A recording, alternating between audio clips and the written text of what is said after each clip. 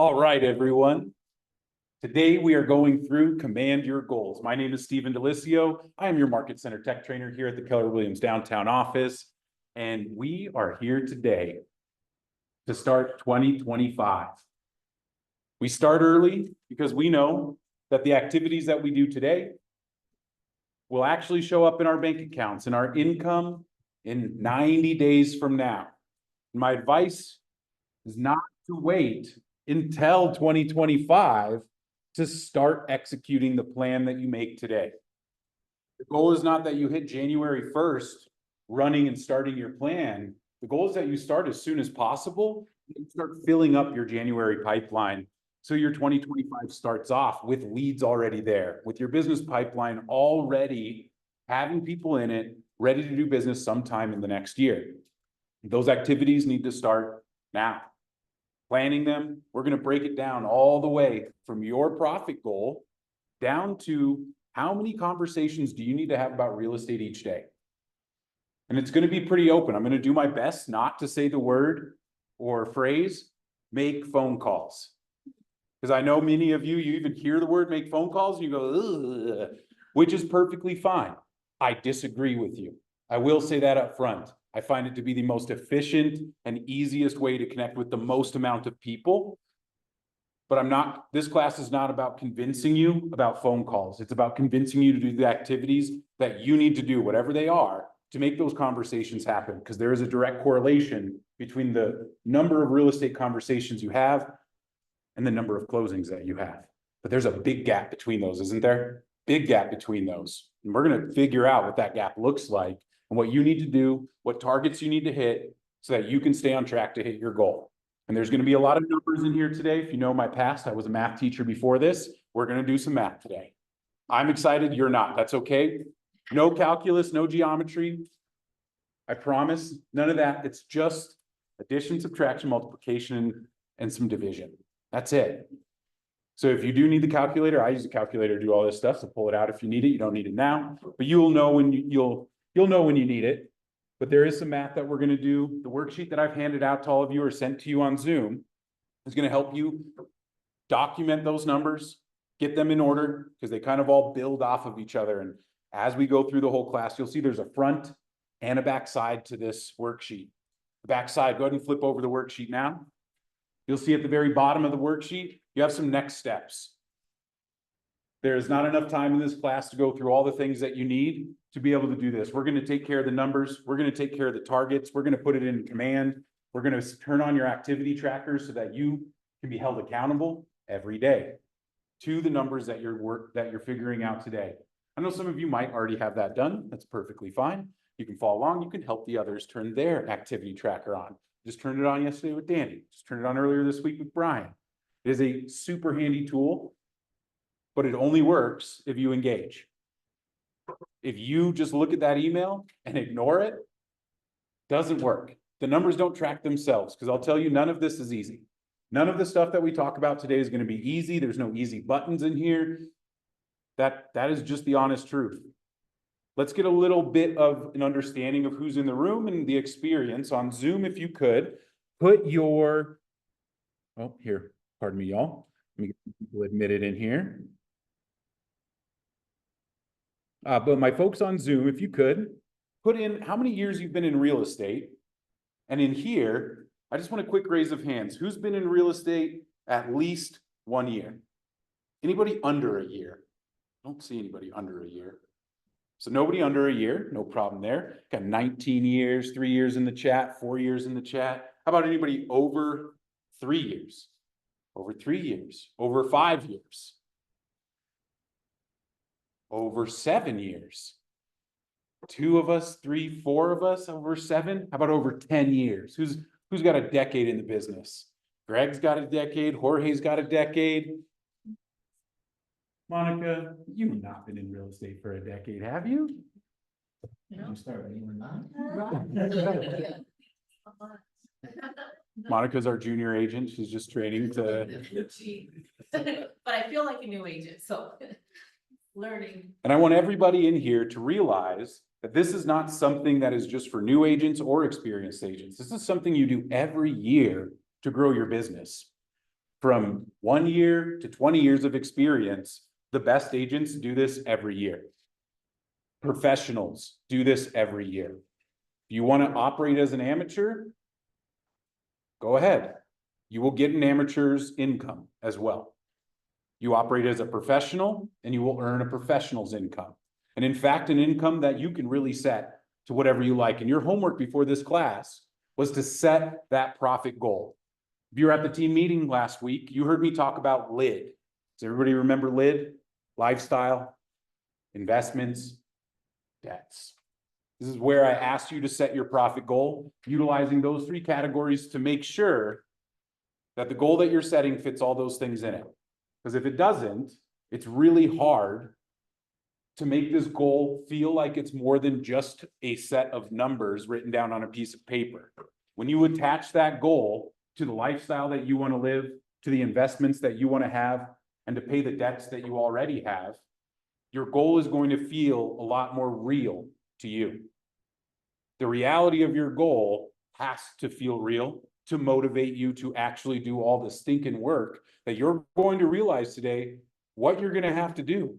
I had an agent in the class on Tuesday kind of freak out when she saw the work that she had to do. And she said, this is twice as much as what I'm doing now. And I said, great. Is your goal twice as much as what you've produced now? She's saying it's way more. Exactly. If we think we're going to do the same thing we did this year to make better results next year, to make more money next year, you're lying to yourself. We're not about lying to yourself. We'll start today with our Y4C2Ts. At Keller Williams, we have a belief system. You see it here on the screen. I'll let you go through them on your own. I'm not going to read them all because there's really 2 I need you to focus on today. 2 that will make or break this class for you. Really make or break your year for 2025. Number 1 is your commitment. To win in this business, you have to be committed. To reach your goals, you must be committed to the activities to reach your goal. It really means absolutely nothing to say, I'm committed to making $1 million today. Excuse me, $1 million this year. That is not a motivating statement. You need to commit to the activities that are going to get you there. That is the hard part. That is the work that we will be going through, but we're going to give you some clarity today. The second thing I need you to focus on is trust, but I want you to read the rest of that statement. Trust starts with honesty. And who do you need to be honest with today? Exactly. Because if you set a high pie in the sky goal and you see all the work, you can just leave it there and go, yeah, I'm still going to leave it as $1 million and then I'm going to make 30 conversations, 40 conversations happen every day. Sure. But if you can't be honest with yourself and say, my life doesn't allow that. It's okay if it doesn't. We all have lives. Does anybody not have a life in here? That's what I thought. That's a lot. We all have a life in here. Life gets in the way. It is our ability to be flexible and adapt to those things when they happen. Because not one of us is going to be able to have a year where we plan out every day and expect it to go the exact way we expect it to happen. There's going to be kids that you got to take care of and family members that get sick or need you. And you have to be flexible enough. And we're going to talk a little bit about how to manage that, how to handle it. And your schedule is a big part of that. Learning how to utilize your schedule is something all successful business owners do. You are all business owners, and you need to take that seriously. Today, we'll go over three different sections of the class. We're going to prep and set your goals. We're going to break those goals down. Oh, thank you.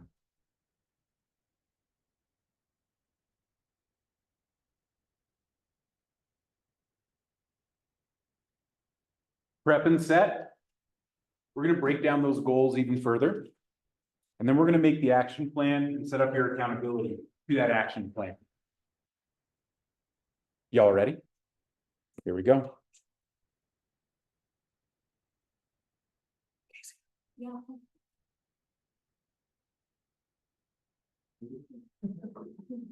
Let me get some of this. Let me get some of this extra stuff off the screen here for a second. There we go. All right. How many of us have ever read the book called The One Thing? Good, good. I love The One Thing. A lot of the stuff that we'll talk about today does come out of The One Thing, which is a generic book, not just about real estate, but about productivity. And at the beginning of that book, you'll see in there, goal setting to the now. You need to have a someday goal. A someday goal is the thing that you want to reach someday. To get there, you'll need a 5-year goal. To get to your 5-year goal, you need a 1-year goal. And I've asked you to come to this class prepared with your 1-year goal. What is the profit that you want to make this year? If you have not sat down and thought about your 5-year goal and your someday goal, you need to. 1 year at a time is not big enough. We all live roughly 80 years of this life. And if you're only planning one of those 80 years at a time, and then just hoping that the next one lines up with what you want into the future, again, you're telling yourself lies. You need to set a further path to know where you're going. Otherwise, you might end up somewhere where you don't want to be.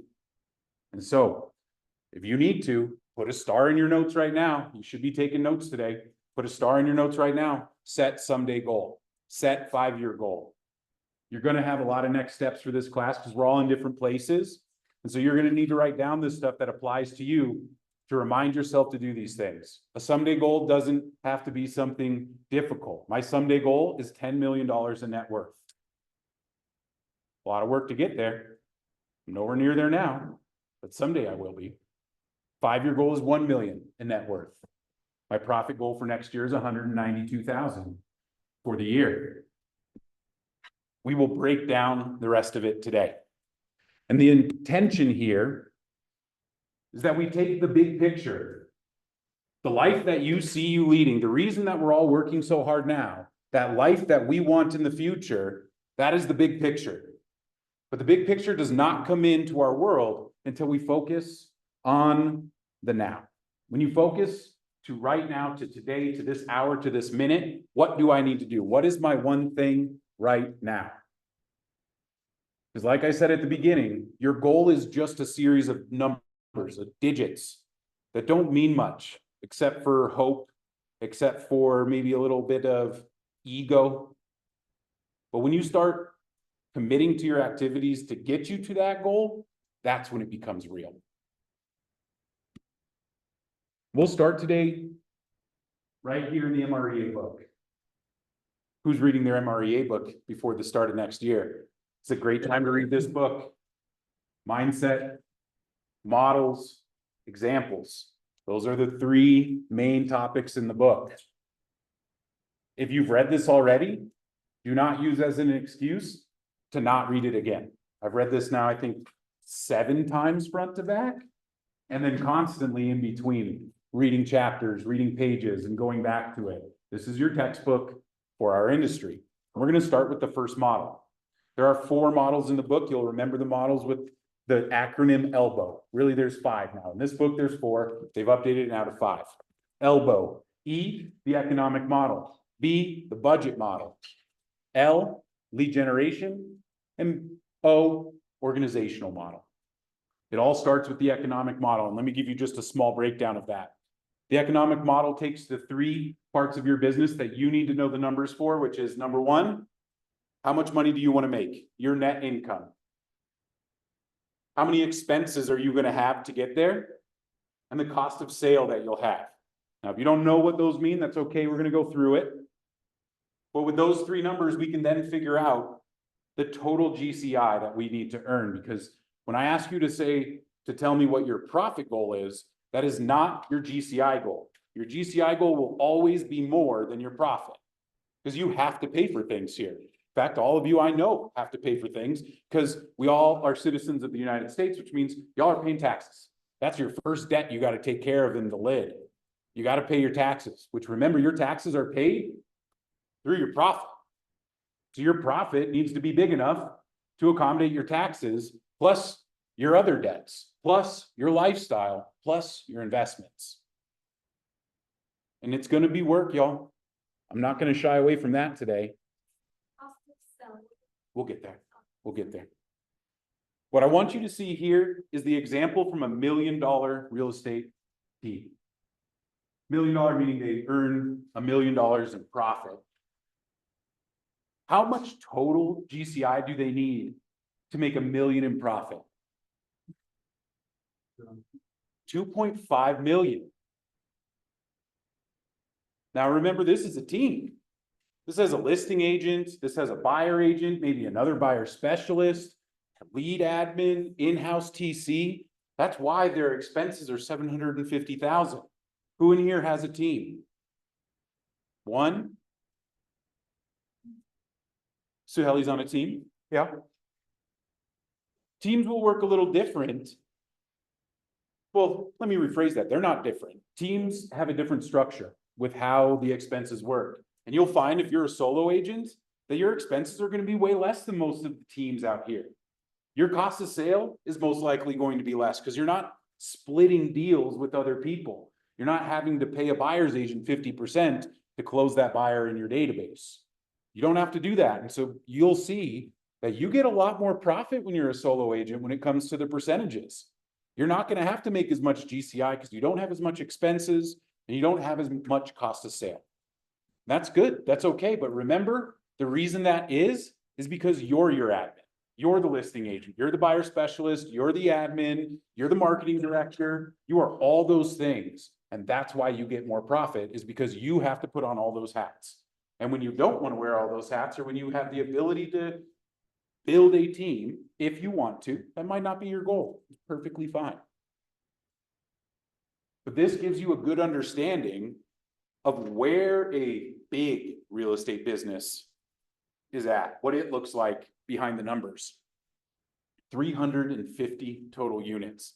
And honestly, this is pretty old. I bet you could do that in the Denver market, half those units, because this was written with like a $6,000-7,000 average GCI per check, which was, luckily, we're pretty blessed that our average commission in this office is closer to $15,000 a check. It's a blessing that we have. So let's start off by figuring out the numbers you need to know to begin your economic model. And so we're going to go to the worksheet now, y'all. Nobody's coming. I need my own. We're going to grab the worksheet now. Let me see. I got a question in the chat. Sydney's on a team. Heck yeah, you are, Sydney. Go ahead and pull out your worksheet. We're looking at number 1. First thing I want you to write down right now is the profit that you came in with. What is the profit you want to make? And profit is the amount of money you want to take home and how you pay your taxes. Those are the two main things, is your lifestyle and your tax debt. You might have some additional pieces in there for other debts, other lifestyle, other investments, but basically it's the money you want to take home and the money you pay your taxes with. Expenses is the next line down. Expenses are going to be the things that you have to pay for, whether you close 10 deals or 100 deals or 0 deals. Your expenses are things you have to pay for. You'll see up here your MLS fee, realtor dues, office fees, travel, education, events, marketing. All of those things are expenses. Now, your cap is not an expense. Your cap is a cost of sale. Correct. So I want you to think about your expenses. For my agents, 1 to 3 years, a good measurement is generally about $1,000 a month is what you're going to need to run this business. Minimum is about $500 a month, just like the fees and dues. That's $6,000 a year. This is an annual number you're putting down. 1 to 3 year agents, I would budget at least $6,000 to maybe $12,000. That's $5,000 to $1,000 a month. Agents past 3 years, it depends. But how many in here has ever been to family reunion? Raise your hand if you've been in family reunion. Put a yes in the chat if you've been to family reunion. How many of us have wanted to go and never have? Not a single one of you have always wanted to go and never have? Dang, you guys are missing out if you haven't been to family reunion. It's a trip. I've been 6 times. You gotta go at least once. But we'll open it up even more. How many of you have ever not attended an event that you did want to attend? I'll tell you one, I want to attend the symposium, the luxury symposium, and I haven't been able to go for the last 2 years because it's expensive. And I didn't budget it. And I say all this to remind you that trips like that, educational experiences, events, those need to be in your budget. If you want to do those things, put them into your budget. so that your GCI will cover that expense in your business of traveling to Las Vegas this year in February to go to family reunion, to go to masterminds, to go to mega agent camp. All these wonderful experiences that usually the only reason we don't go is a financial reason. Maybe time, maybe. Usually that's an excuse. Kids are a good point. But could you budget around that? Like pay grandma, here's $1,000, take care of my kid for a week. They might not charge you $1,000, but remember, you have help. All of us have people in our world to help. Don't let excuses like that stop you from doing the things you need to do to reach your goal. Does everyone have their expenses put down? Here is a great place to estimate high. Because if you don't use that money for expenses, it just becomes profit. If you estimate low and you end up spending more than you budgeted for, that eats into your profit. Okay, so estimate high on expenses. 20,000 for agents 3 to 7 years, solo agents, 20,000, give or take 5 is a good number to be at. That should manage most of your fees and all of that, plus a little marketing, plus a little education. All of that is what you're paying for in your expenses. Cost of sale. Cost of sale can get confusing for some, but it's very simple. These are things you pay only when you close a deal. Expenses, doesn't matter if you close any deals. Cost of sale, only when you close a deal. Most of your cost of sale is going to be your market center cap, whatever that is for you. The average is 18,000 plus market center royalties. Everyone's royalties are the same, 3,000 a year. That means 21,000 is about the minimum for most agents for their cost of sale. You could have additional cost of sale. If you're in the coaching program and you're paying a coach 10%, that's a cost of sale because you don't pay anything to that coach unless you close the deal. If you're in the coaching program now, if I have any new agents on the call here, usually I estimate about $1,000 a deal for that 10%. 1,000 to 1,500. You're going to do 6 deals with your coach. Do the math. 6 times 1,500 is what? 12,000 that you'll pay that coach. Calculate that in there so that you can have your profit. This would also be your team split. So when you're paying for your team split, yes. And then the last thing that you need to write down is your average commission for your buyer sales and your seller sales. If you have not been tracking your numbers and paying attention to this, you might not know it off the top of your head. You should know this off the top of your head. These are the numbers that make your business run. Knowing them on a monthly basis is something we all need to do as professionals. Put the time in your calendar. It only takes 30 minutes a month to look back at these numbers, figuring out what's my averages, where are they coming from. But if you don't know yours, please use the averages for the market center that you see on the screen. 13,000 for buyers and 15,000 for sellers. Again, we're in a very blessed market for our price point. We have some very large checks that we get.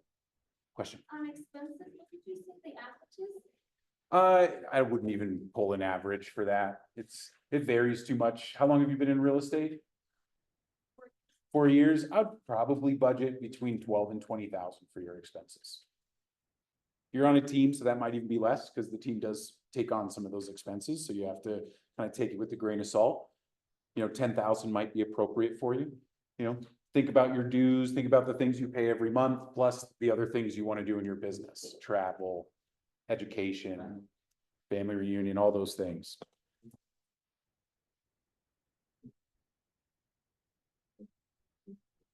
Do we all have number 1 filled out? Everyone on Zoom, we have number 1 filled out? Because once we have this filled out, now we can get into Command.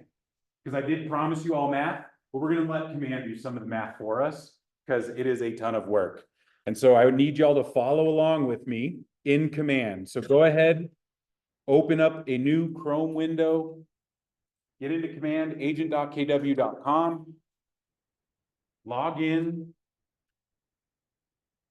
And when you're on the screen that you see on my screen, we'll be ready to go. And I'll walk you all in there. We're about to set our 2025 goals in command. Now, this part, lots of people get left behind in one place or another. So if you're on Zoom, use the chat, unmute, say, Steven, can you go back? If you're in person and you need to see it again, ask the person next to you, ask me. I don't mind slowing down or going back a step to catch people up, because otherwise you just end up rolling back and get further and further behind, then you can't keep up, then you quit. I don't want any of you to quit. This is not the time to quit. We just started your 2025 30 minutes ago. You can't quit now. So we're going to walk in here together. Follow along with me, y'all. We're going to come over to the right side of the screen and we're going to go to reports. It's a little 3 bars with the wave through it. You're going to click on reports.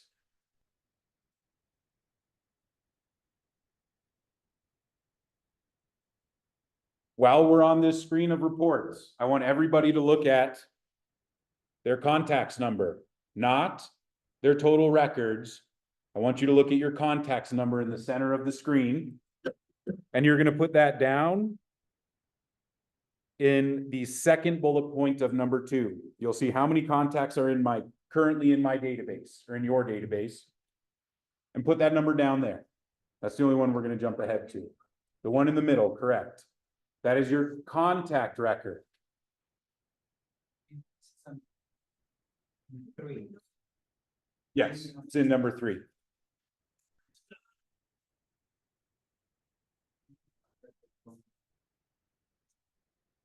How many contacts are currently in your database? Because on top of knowing what activities you need to do and how many conversations you need to have, you need to know if your database is big enough to meet your goal.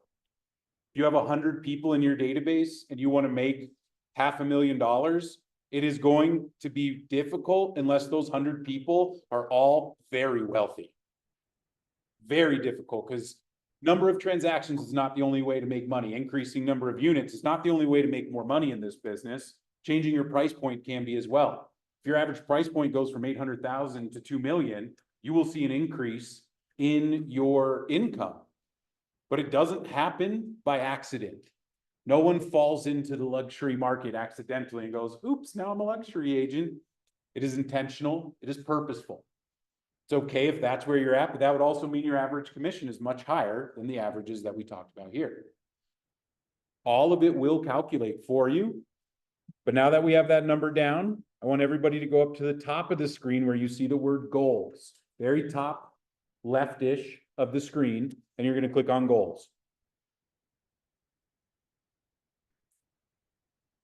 Once you're on your goals page, you're going to come over to the top right corner where it says goal settings. Little greenish blue button. I wish they would change the colors in here. I can never decide if that's green or blue. Yeah, see, teal, green. I'm just going to go with I'm colorblind. Once you click goal settings, you're going to see the trophy and the checklist. I have no idea why this page is here, but it is and always has been. And we're just going to click get started. There's nothing to do on that page. First thing you need to do, well, let me pause, make sure everybody gets here. Everybody's here. Give me some thumbs up in the room. Give me some thumbs up in the chat, or just hit your reaction button in Zoom and just give me some thumbs up so I can see some that we're all here on this page.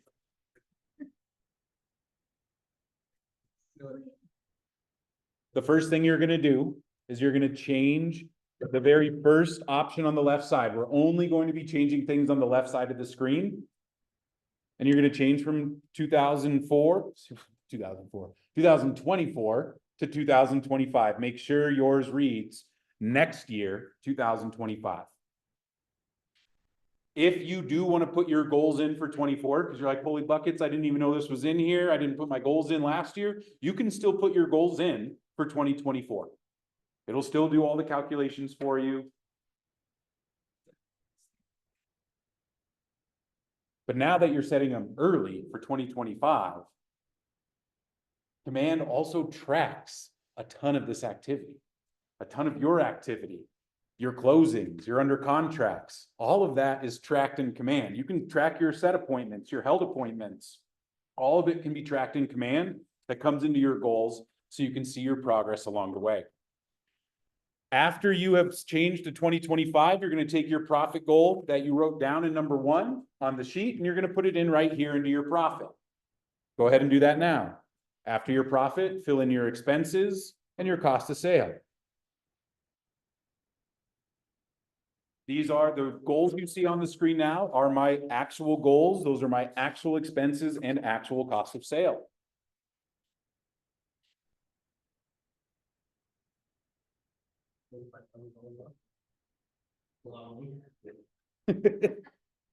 Just a bit.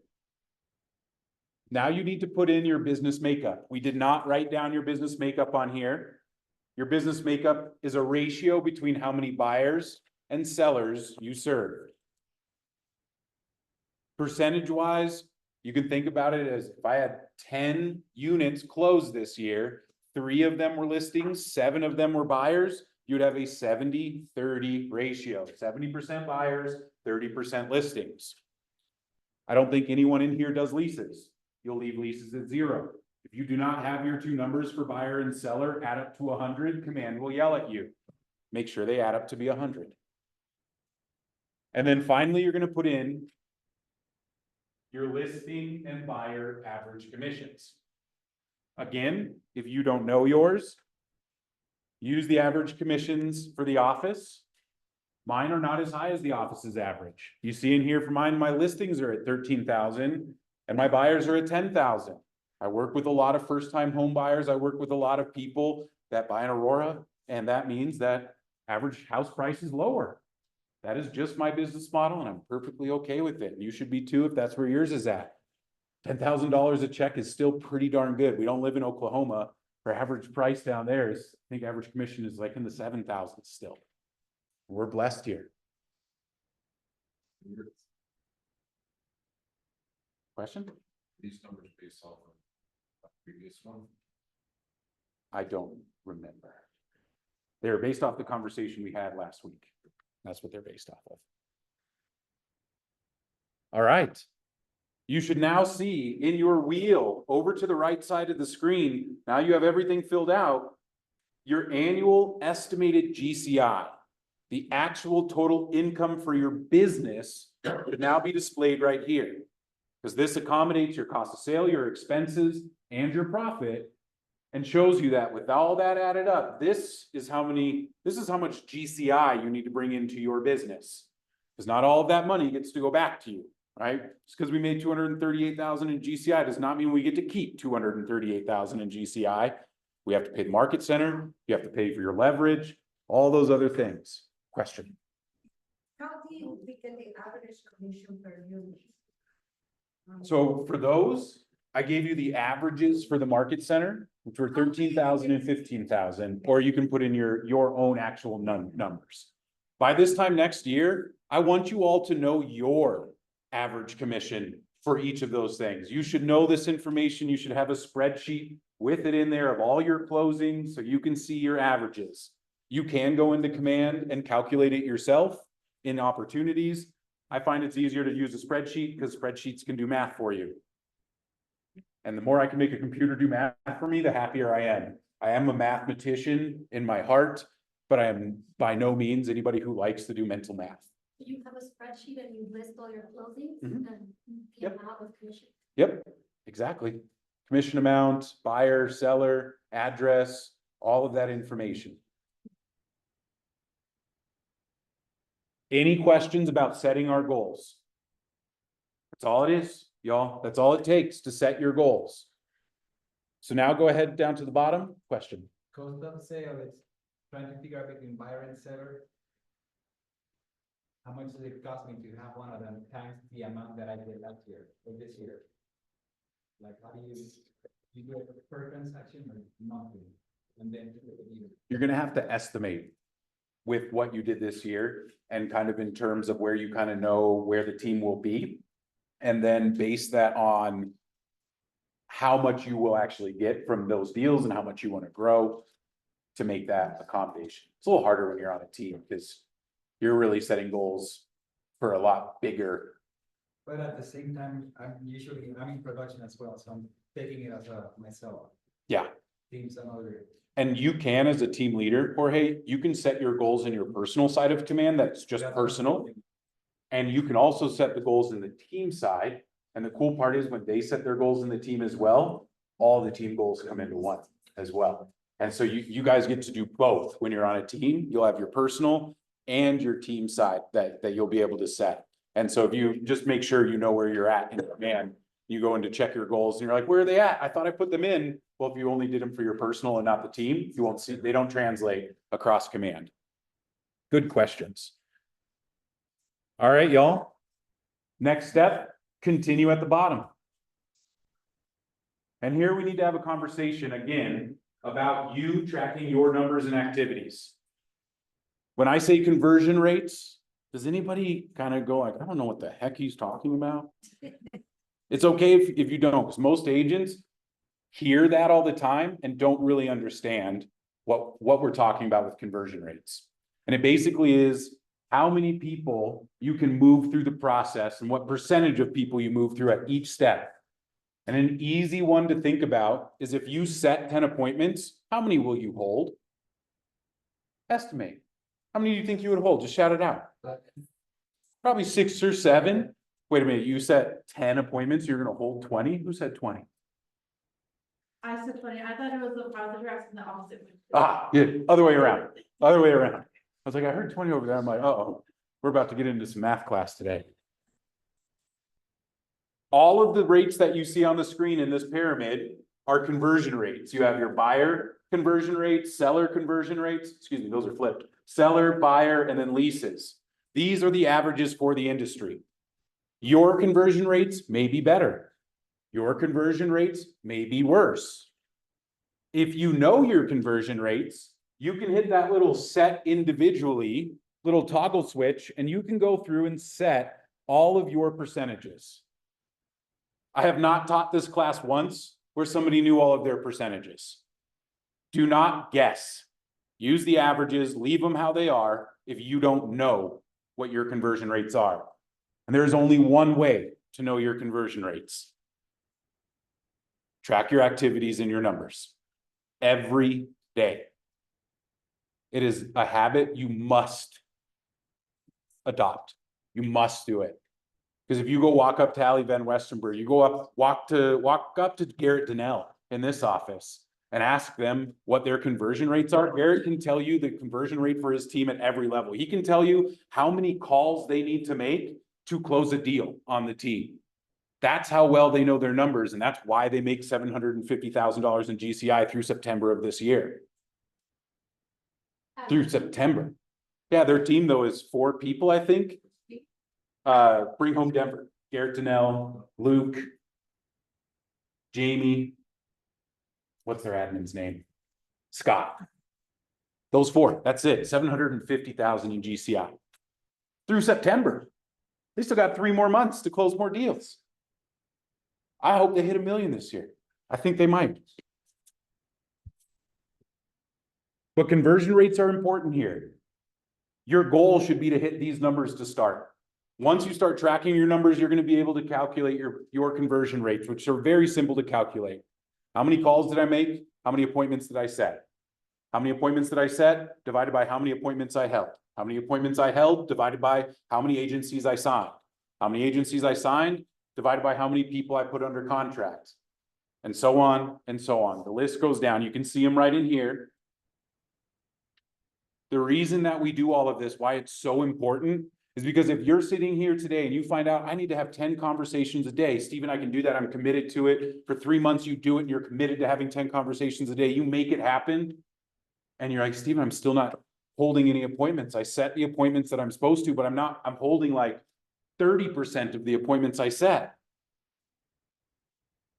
That should be a clear indication that you have some skill building to do.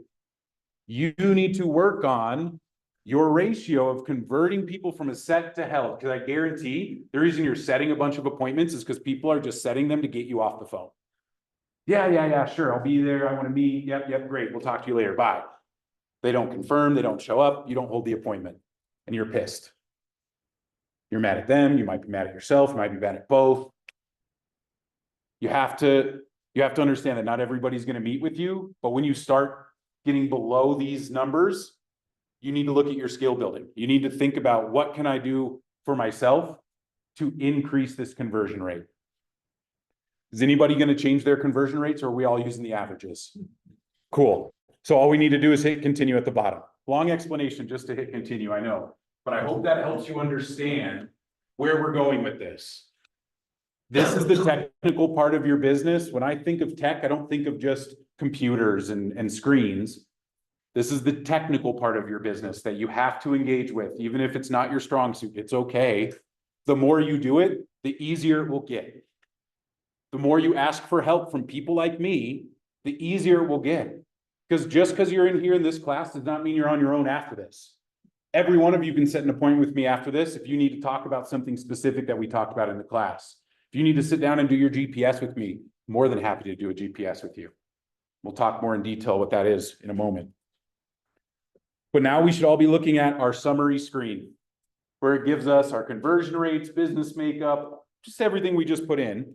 And when you are happy and satisfied, hit set goals. Now, some of you may have command calculate all of that immediately. Most of you, my guess, is it's gonna just have zeros here still. Does anybody have theirs calculate? Like mine, where it shows you, number one, shows you closed units, how many under contracts I need, agreements. What kind of agreements are they talking about here? Agency agreements, right? Agencies, people hiring us. Agency agreements, appointments kept, appointments set, contacts, and leads. That's a big lead number, huh? Kind of scary. 29,541 leads. Is that all? 194,000, 30,000 leads. Holy crap, what?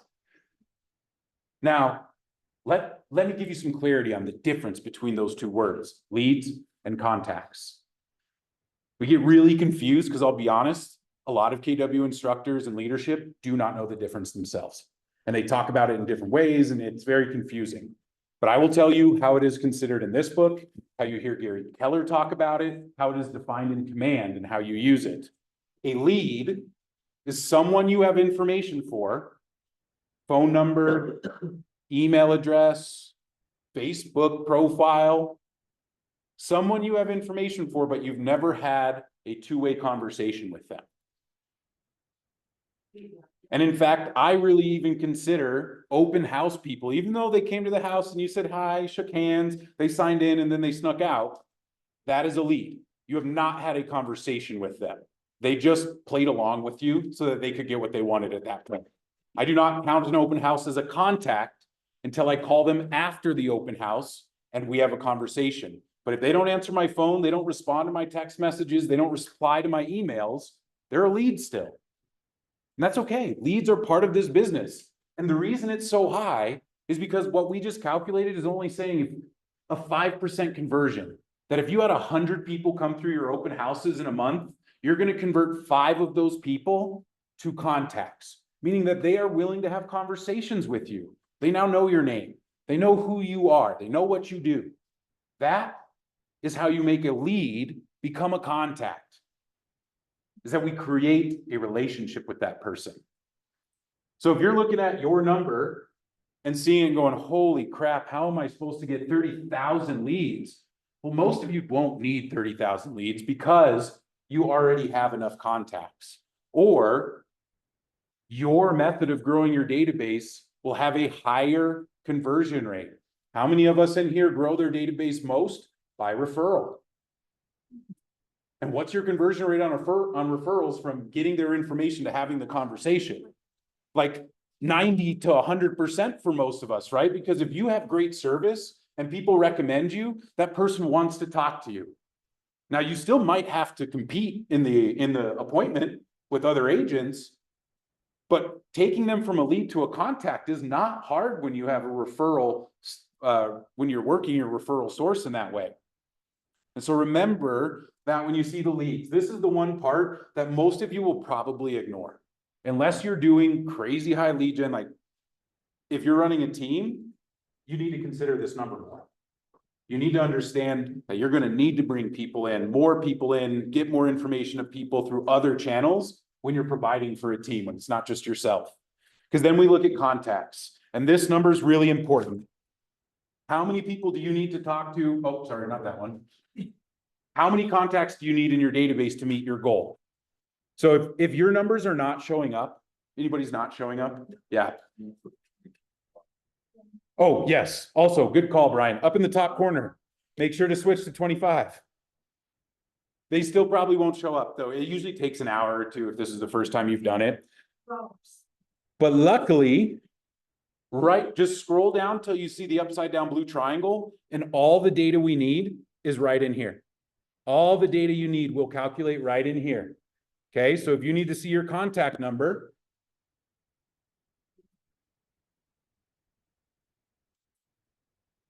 so in the third space down, where it says, how many contacts do you need? This is a number 3. How many contacts do you need in your database to meet your goal? That's this number right here that says contacts. Because this is another place that people get confused, where they read contacts as a verb. Verb meaning I'm making a contact. I am talking with someone. This is not contacts as a verb. This is contacts as a noun. People. How many contacts do you have? How many people are in your database? This is how many you need. Does anybody have more contacts in their database than what they need to meet their goal? Brian does. Ashley does. I believe both. I know Brian does. Makes sense that Ashley does too. If you don't, there's a difference there. Here it says 1,400 for mine. I have about 600 in my database. I need to grow my database by 800 people this year to have enough contacts to meet my goal. And however you get those leads in or how you find those contacts, that is up to you. That is your professional decision on what you're going to commit to, because all of the different ways that we get leads and new contacts work. All of them do. Expireds, FSBOs, database, Facebook leads, TikTok leads, all of them work if you're committed to them. Jorge, question. Did you see this for a second? What's that? Wait, Sure. my command is not opening and I was It's, gonna, it stays up blank. Are you using Safari? Yeah. Switch to Chrome and see how it goes. Safari loves to cause errors like that, where you're like, why is the screen just... Let's go in, but then it stays white. Yep, I would almost guarantee that's a Safari issue right there. Okay. So now we kind of went out of order. We have our goals set. We've put them in. We've gotten our contacts needed. I also need you. We're going to come back to this page in a moment where we're going to need our appointment set number as well. But before we do that, first, let me congratulate you all on just increasing your chances of hitting your goal. Individuals with written goals are 42% more likely to achieve them. You just increased your probability of meeting your goal. Look at the second statement. What do we need to add in next? Accountability. 77.6% of individuals who hold themselves accountable to their goal will achieve them. These are the steps you have to take if you want to meet your goal. So we're going to break it down, because all of you have life, all of you have things to do. Some of you have commitments. Some of you might even run other businesses. And we're going to take that into consideration now, because we're going to jump back to number 2 on the worksheet. Number 2, first question says, how many weeks will you work in 2025? There are only 52 weeks in a year. Please do not use a number higher than that. Oh, 50. weeks. Waste the milk. You're gonna take 2 weeks off?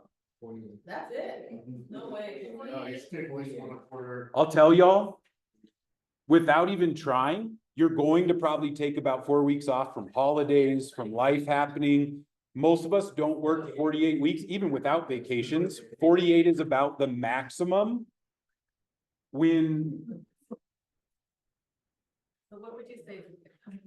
40, 48, 4. 46. 40. In my world, where my business is, it is 44 weeks. That's 4 weeks of life happening, holidays and all that, plus 4 weeks of vacation, which is once a quarter. 5 days off a quarter. That's 44 weeks. And if you plan on taking more, put it down here. Because the numbers that you put down here are going to calculate into our formula around how many things you need to do each day, how many conversations you need to have each day. Because if you're only working 40 weeks, you don't have as much time to spread out those conversations, which is fine. That's why we're doing this. Because if you can, you're going to see your numbers here because it's going to go from holy crap to really, that's it. Almost every one of you will go from holy crap to really, that's it. That's all I have to do. Because there's a lot of working days in a year. Even at 40 weeks, that's still 200 days of work. If you're working 5 days a week, because the next thing you're going to put down is how many days a week do you want to work? When I started real estate, I worked 6.5 days a week, every week, Monday through Sunday afternoon. I took Sunday afternoon off to spend with my family. That was it. It sucked. I wish I wouldn't have done it. Good. Well, good. You have 2 jobs. So at least you're not working 20. Please don't do 7 days a week. Why? Somebody help her out. Why do you not put down 7 days a week? I know you're kidding. But I want to make a point. I'm trying to make the point here. Remember the beginning of the class. Y4C, 2 T's, number 2, focus. Trust starts with honesty. If you're going to trust yourself to do this, you need to be honest with yourself to do this. Do not put 7 days down because you think that's going to make you reach your goal. It's not going to be working constantly. It isn't. It is working strategically that will help you get to your goal. 6 days, 5 days. I had an agent on Tuesday. She only works 3 days a week. She doesn't have a huge goal. She's been in the business for 20 years and it's dialed back a lot. So she's only working 3 days a week. Put down what you can commit to. If you know you want to spend 3 days a week with your family, then put down 4 working days.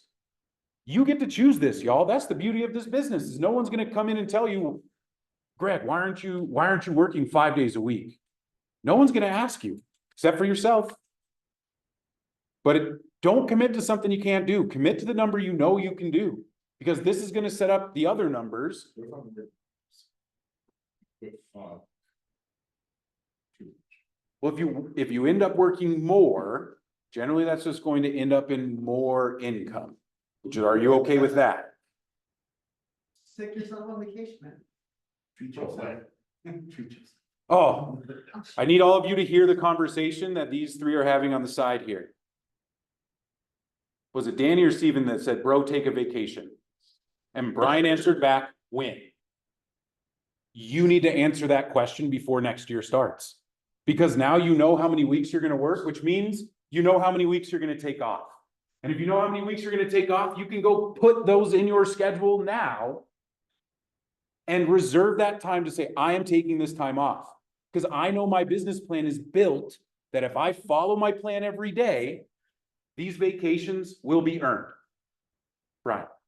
No, it's been such a problem for me to take time off that when I sat down with you, we planned so much stuff out for the next year on top of having to just figure out what week each quarter I'm going to take off.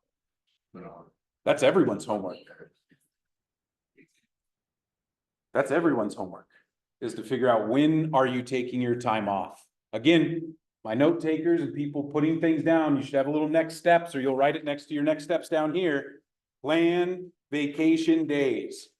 Put it in there. Remind yourself to do it. Put it in your phone and remind yourself to do it. Put it on a list. So when you go and sit down on your own and you do all the homework for this class, you make sure to get this done. It stinks to just work super hard and be successful, but then just keep doing that. Because all you feel like you're doing is you're living life to just crank out all this activity to make the money you make. But if you're never taking time off to enjoy the time with the people in your world and yourself, you will not be able to sustain this amount of work. It is a ton of work, which means you need to have some breaks built in. All right. So now everyone should have all of number 1 filled out, all of number 2 filled out, most of number 3 filled out. What you should be missing from number 3 is the last section where it says, how many contacts do you need in your database to meet your goal? We already put in total number of contacts needed. Now I need you to take the number of contacts in your database and subtract, excuse me, other way around, total number of contacts needed and subtract your database size. And that's going to equal the number of contacts, number of people you need to build relationships, new people you need to build relationships with next year. How can I take that total annual number and turn it into a monthly number? Divide by 12. Simple as that. So then you're going to fill out your monthly. Growth needed is your annual. Monthly is going to be plus blank contacts per month. And if you wanted to figure out your per week number, could you? How do you figure out your per week number? Divide your monthly number by 4. I personally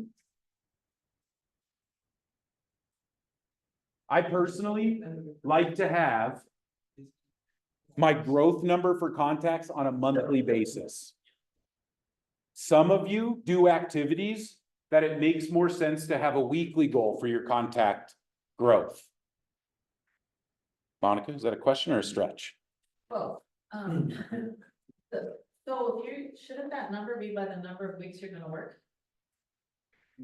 Divided by instead of like, in theory or no? If you're pretty far off from 52, like if you're at 40, then yes, I would take your annual number and divide it by 40 if you want a weekly number, so that you know that working weeks, that's how many contacts you need to add. Yeah, so I'm really far off. I might not go 52. Not for the number 3, the first bullet point? How many people did you talk to, is that one appointment? Ah, yes. Thank you for bringing that up. That is, we're getting there. Oh, it's getting, or. No, I just wrote it in the wrong order. You're thinking right. So we have, does everyone have their contact growth goal? Ashley, question? What is the answer? Ooh, it will be different for all of you. And let me just ask the whole class this, because this is our next step. How many people do you need to talk to about real estate to set an appointment? For some of you, it might be 20. 20 is the average. That's a 5% conversion rate. It might be more for some of you. It might be less for some of you. If you've been in real estate for 10 years, it's probably less. People know you better. People know what you do. More people have worked with you.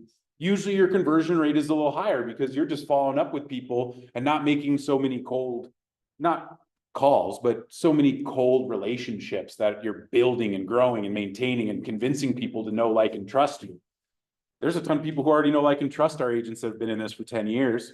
Their conversion rate or their convo to appointment rate is probably higher. They might convert it like 10%, 1 appointment for every 10 conversations because of the people in their database. If you don't know this number, estimate high, meaning say 30 people. I need to talk to 30 people about real estate to set 1 appointment. I need to talk to 50 people. I need to talk to 100 people. I don't think anybody's at 100. But if you need to think about your number and you're not sure where to go, think in your head, if I had 100 conversations about real estate, how many appointments would I set? Is it 5? Is it 6? Is it 20? That will be your number. Conversations per appointment. Does everybody have their number? Let me check the chat. What's up in the chat? Question. Joseph, you have a question. Do you want to unmute or you can put it in the chat? Yeah, I have a question. Can you guys hear me? Yes. Perfect. So what I'm understanding is like, just for instance, let's say the annual goal for me is 100K, right? Okay. So what I'm understanding is based off, let's say I have a conversion code of 5%, right? are you telling me to essentially multiply like let's say 100 clients by 5% conversion rate to at least like get an idea of how many calls I'll need to make in order to reach that goal? Is that how we're working this? Yes, that is the path we're walking down. Just a little different than exactly what you said, but yes, that is the path we're walking. Got it. Okay, makes sense. Thank you. Huh? You're welcome. And I think I saw some hands raised as well. Deanne, did you have your hand raised? You have a question? Yes, I do. So, I think I know the answer, but so my current database is 895, and to reach my goal, I need 690. So it's not like I have the growth goal. Yeah, you don't need to grow your database. You probably just need to communicate with that database better this year. Okay, so like, there's another way I need to do this math. No, you're doing the math perfectly. You're just in a great position where you already have the contacts needed to meet your goal. So you don't have a contact growth goal. Your goal is going to be focused in making sure that those 900 people know who you are, know what you do, and trust you to do it. Okay, thanks. Good questions. I love the questions from Zoom. Thank you all also for raising your hand. That's super helpful on Zoom when I'm teaching live. So use that if you're in the Zoom.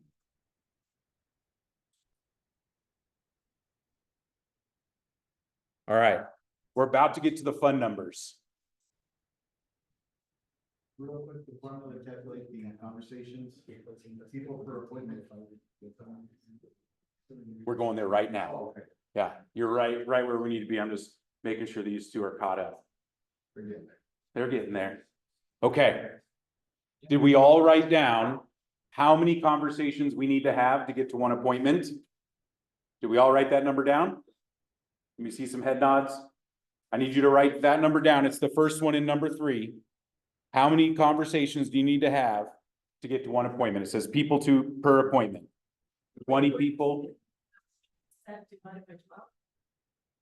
Nope, no division. This is just the number you're gonna have to pull out of your brain, not on the screen yet. Yes. So. So if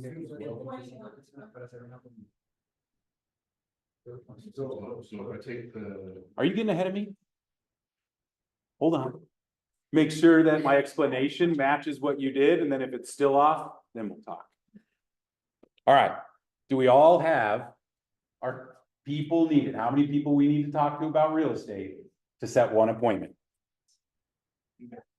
Danny, my guess is your number is 20 to 30. It'd be somewhere in between there. So that's the answer that I put into the first bullet point in section 3? Correct.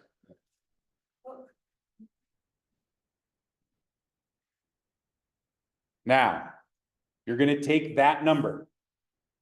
Okay, everyone take that number, the number of conversations you need to have to set one appointment, and you're going to multiply it by the number in your command where it says appointments set. My goal is 70 appointments set. I need to have 20 conversations to get to one appointment, which means I'm going to take 20 conversations times 70 appointments. Now I'll get 1,400 conversations that I need to have next year to keep me on track for the goal. Oh, remember when I said you're going to go, holy buckets, I don't know about this. That's a lot. Some of you might have 2,000-3,000 conversations needed to meet your goal.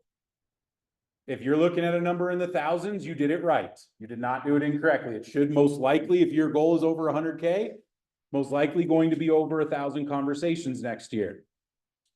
Dan. No, that is annual conversations. We are getting to the monthly next step. Because now you're going to write. You can write that number. There's not a space for it on your paper. You can just write it off to the side. Write your total number of conversations needed. Who thinks they have the highest? Monica thinks she has the highest. What's your combo count? 2,680. Anybody beat that? 2,700 conversations needed. I love it. Big goals for Greg. Anyone else be 2,700? Drop your number in the chat if you're on Zoom. How many conversations do you need to have next year about real estate? I'm not talking, you don't get to talk about Broncos with 15 people and count those. Nobody wants to talk about the Broncos anyway.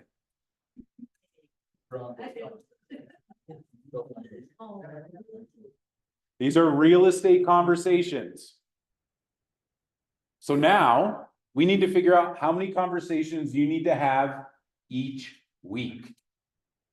So you're going to take your total number of conversations divided, not by 12, divided by the number of working weeks you put down in number 2. Now is when you go, oh, 45. because once you figure out your weekly conversations needed, you're going to then divide that number by the number of days you work per week.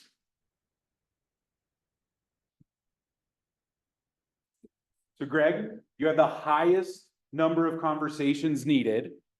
What is your daily conversation goal? Hold on, real quick. The highest number in the room calculated out to be 14 conversations about real estate a day. That's what the 40. Wow. With working 4 days a week, y'all. Do you see how it seems like this huge mountain to climb when you do all the numbers, but when you break it down to the days that you work, 14 conversations, would you mind sharing your goal with us? The profit goal, Mhm. 200. How many of us would talk to 14 people a day about real estate 4 days a week to make $200,000 in profit? That's his profit goal. So it's taking care of his expenses and his cost of sale, and he's taking home that money if he can make 14 conversations about real estate happen. His hires. His GPI is low. Well, his number of days and number of weeks are different than yours. So even though his profit goal, 4 days. I love that. I need to go down. Or less. Ronnie Anderson. Get my- 6 a day. 6 conversations a day. Y'all, this is 100% possible for you. Now, don't confuse possible with easy. Even at 6 conversations about real estate a day, some days you're gonna be like, holy crap, I've called 100 people, no one's answering. I haven't had a real estate conversation with any of them that did answer. Some days it's gonna be harder. But I promise you, stay on track. It will pay off. Because one day you'll have like that, you'll have another 2 days later in the year where you're like, holy crap, I had 10 conversations today and I didn't even try. The numbers will level out when your activities are consistent. When you're doing it, no matter what, that you know, I'm committed now to the number of days a week to talking to that many people per day. That is the commitment. When I say you need to be committed to your activities and your goals, this is what I'm talking about, because committing to even a monthly goal doesn't even compute with our brains very well. But when you have a daily goal, when it says, I need to do this each day that I've chosen to work, our brains make sense of that. We can do that in the now. Ashley, you have a question. Just to go back to what you said, so my daily conversation goes with 11 conversations about real estate. So if I call my database and I'm not necessarily talking about real estate, but I'm talking to them and that doesn't really count? It's up to you to count those or not. Yes, it does. 4 conversations. All those conversations, in my opinion, you should be able to, because Ashley, here's the thing. If the whole conversation's about the Broncos, but you finish that conversation with a rock star asking for a referral script, that's a real estate conversation. But if you don't ask for the referral and you just talk Broncos the whole time, no, it doesn't count. But that's all it takes to turn it into a real estate conversation. Where you're like, hey, this conversation's been really good, really valuable. I'm taking notes on this. I'm learning about them. I'm building the relationship. But we didn't talk about their real estate plans. That's okay if you wrap that call up or fit into the call somewhere, asking for a referral, inviting them to your event, asking for their email address so that you can invite them to your event. That is a real estate conversation. Then anything that just gently reminds them that you're in real estate, now it counts. But if all you're talking about is sports, doesn't count. When you're out and you meet someone at the store and you talk about real estate, I talked to the guy at the gas station about real estate today. What do you do for a living? I was like, oh, I work in real estate. He's like, oh, cool, cool, cool. I was in a hurry, so I didn't finish that conversation, but I was like, all right, bye. I was at 7-Eleven. It was all right. Like, I just needed to go. But that would have counted as a real estate conversation if I would have got his information. Because if you don't get their information and you had a conversation, it doesn't count. Because you're never going to have another one again. It's not even a lead yet. We have to have their info to have a lead. Yeah, that's. I know where he works. I know where he works. That's about it.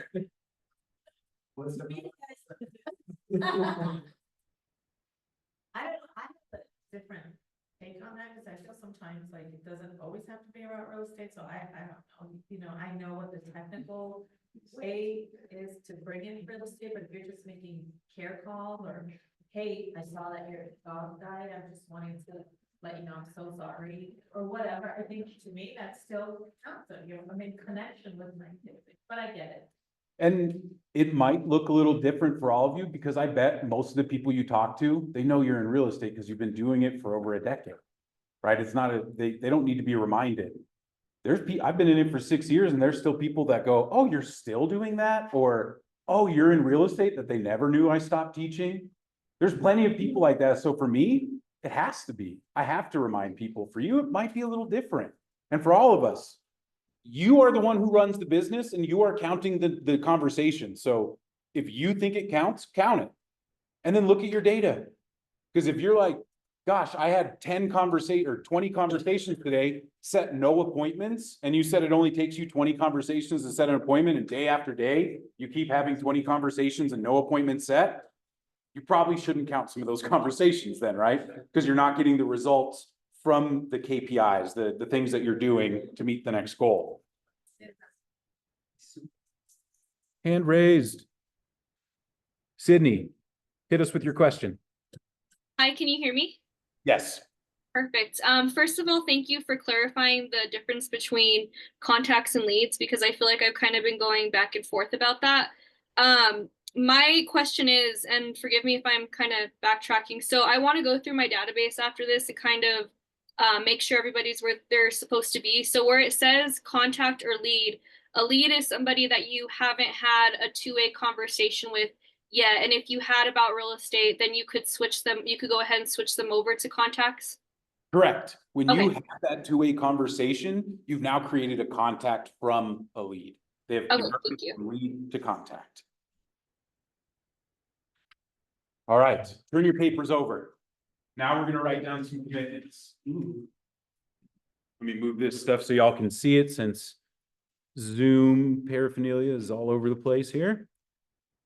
Now, you don't have to use the sentence frames that I put up here on the board. Excuse me, the screen. Still a bad habit. I don't teach in front of a board anymore. But I want you to write down 2 commitments. Number 1 commitment is your commitment to your conversations per day. I am committed to having blank conversations about real estate each day I work to meet my profit goal of blank. You need to tie your daily activities to your big goal. Because sometimes you're going to wake up and go, I don't want to make those conversations happen today. But if you look at your goal, you look at your kids' faces, you look at whatever drives you to that goal, you will get up and go make those conversations happen. Your second commitment is to your database. Not all of you. I know Deanne, we heard talk about, she's already in great shape. She's got 300 people more than she actually needs, which also tells me, Deanne, maybe it's time to up the goal. Write down your commitments.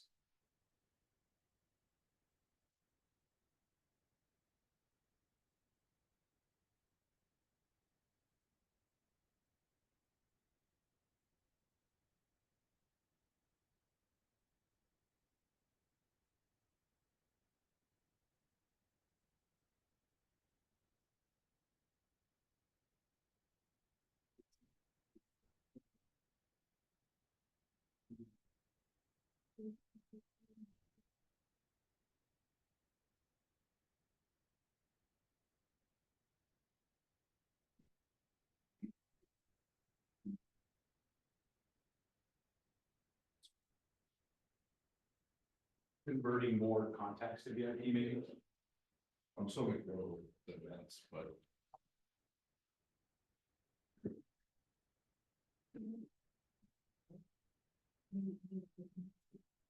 I would love to. I would love to. Great. You can either jump on my calendar and do it, or you can send me an email and we'll find a time together. You're welcome. Good. Glad I didn't scare you away with my shower. It's a lot. My number is scary. All right, are our commitments down? I still see some people writing. We'll give it a moment. Minutes. We got my favorite part of the class coming up.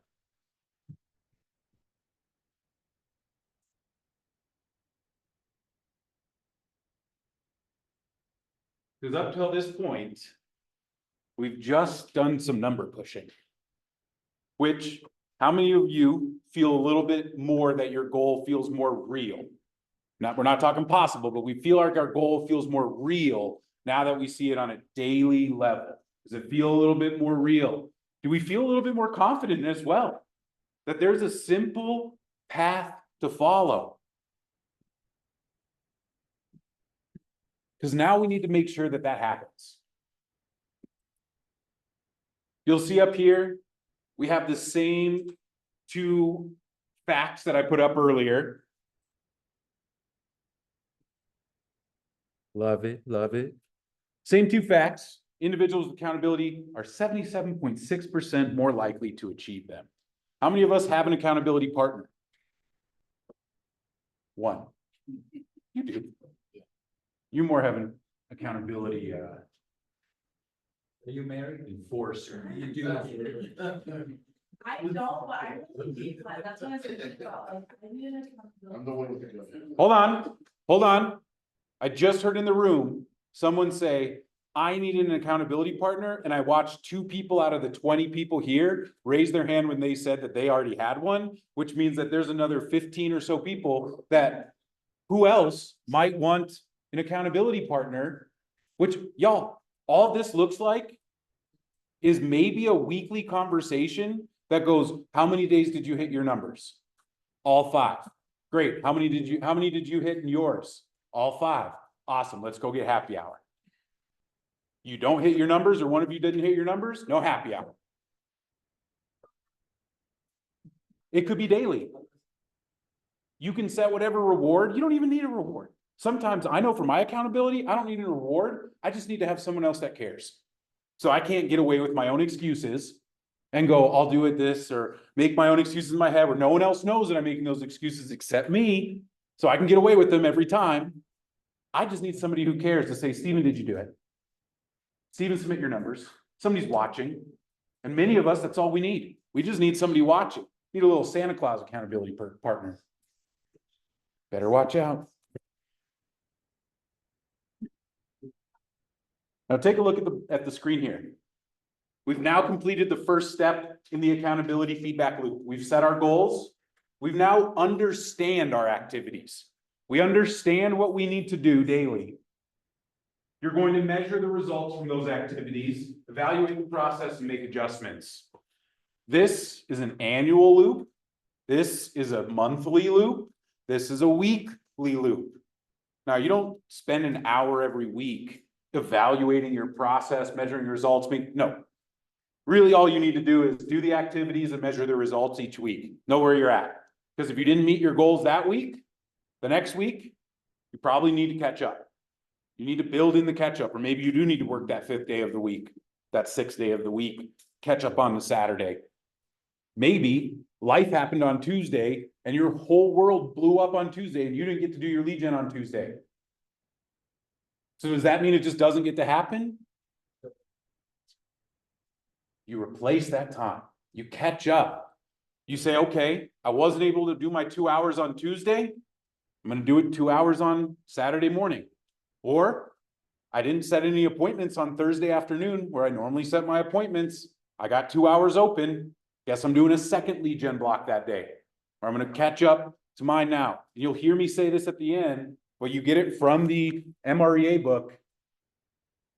never erase, always replace, which means never just ignore that time block that you meant. You need to replace that activity somewhere else in your days, in your week.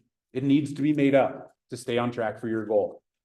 You don't get to have the excuse of, oh, life happened and my kid crapped his pants and I had to go to school and give him new pants and took my whole day. And then that listing agent called and we were on the phone for an hour. And y'all can have excuses or you can have results. You don't get to pick both. You get one. Sure. Never replace. Hmm? Never replace. Never erase, always replace. What Stephen wanted to hear again is you can have excuses or results, not both. And I don't say that to discount your excuses. Life is very real. I have a 12-year-old. Life is very real. It happens. But you can use it as an excuse to say, oh, that's why I didn't meet my goals because I have to do this and I do this. You all have the ability to make this happen in your worlds. If you commit to this, and it takes everything. It takes all of your being, from your mindset to your physicality, to how you sleep, how you eat. It takes all of those things. That's why we talk about all that other stuff as well, besides just sales training, because it doesn't just take skill to make this happen. It takes so much more. It takes your whole heart, takes your whole brain. And if those things aren't lined up, it's going to be tough to meet your goals. That's why we start now as well, because now you have a 3-month on-ramp to these activities. 3 months to start developing the habit. 3 weeks to build a habit is, I think, what they say. I really think it's closer to 60 days to where you truly feel like it's a habit, where when you don't do it, you feel off. You're like, why didn't I do my lead? What's wrong with me today? Oh, I didn't lead gen. The person I started working for when I first got into real estate did not consider it a day of work if he didn't do his lead gen, period. If he didn't do his lead gen, it didn't count. He could sit there and work contracts all day, talk to his sellers and work his business that's under contract and make sure he makes the money he's going to make. He doesn't count that as a working day. If he doesn't lead gen, it's not a working day, period. So don't tell me you work 4 days a week if you only got on the phones or only got on the messenger one day. And then excuses happened and then you didn't do the rest. You can make it happen.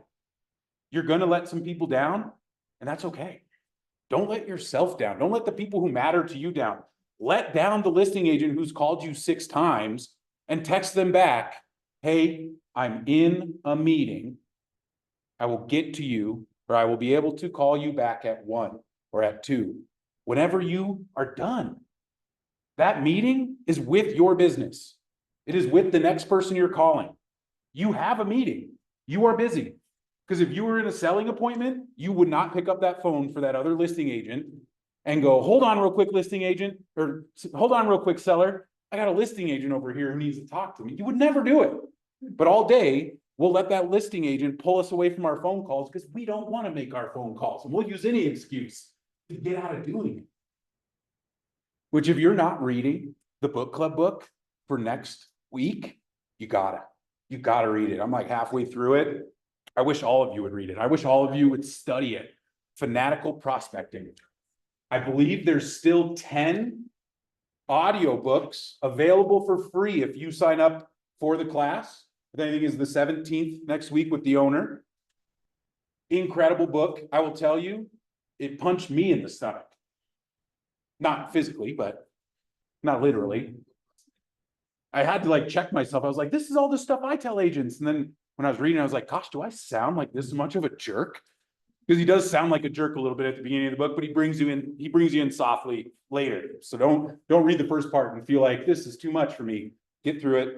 He becomes a little bit more, I don't know, he's not being kind, but I definitely was like, whoa, dude, calm down, man. You're kind of screaming at me. All right, what do we got in the chat?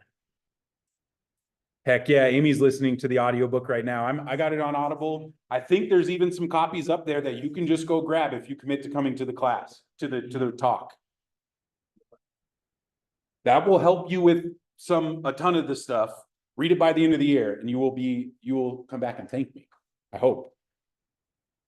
But there might be a question on all of your minds right now. How the hell am I gonna make these conversations happen every day?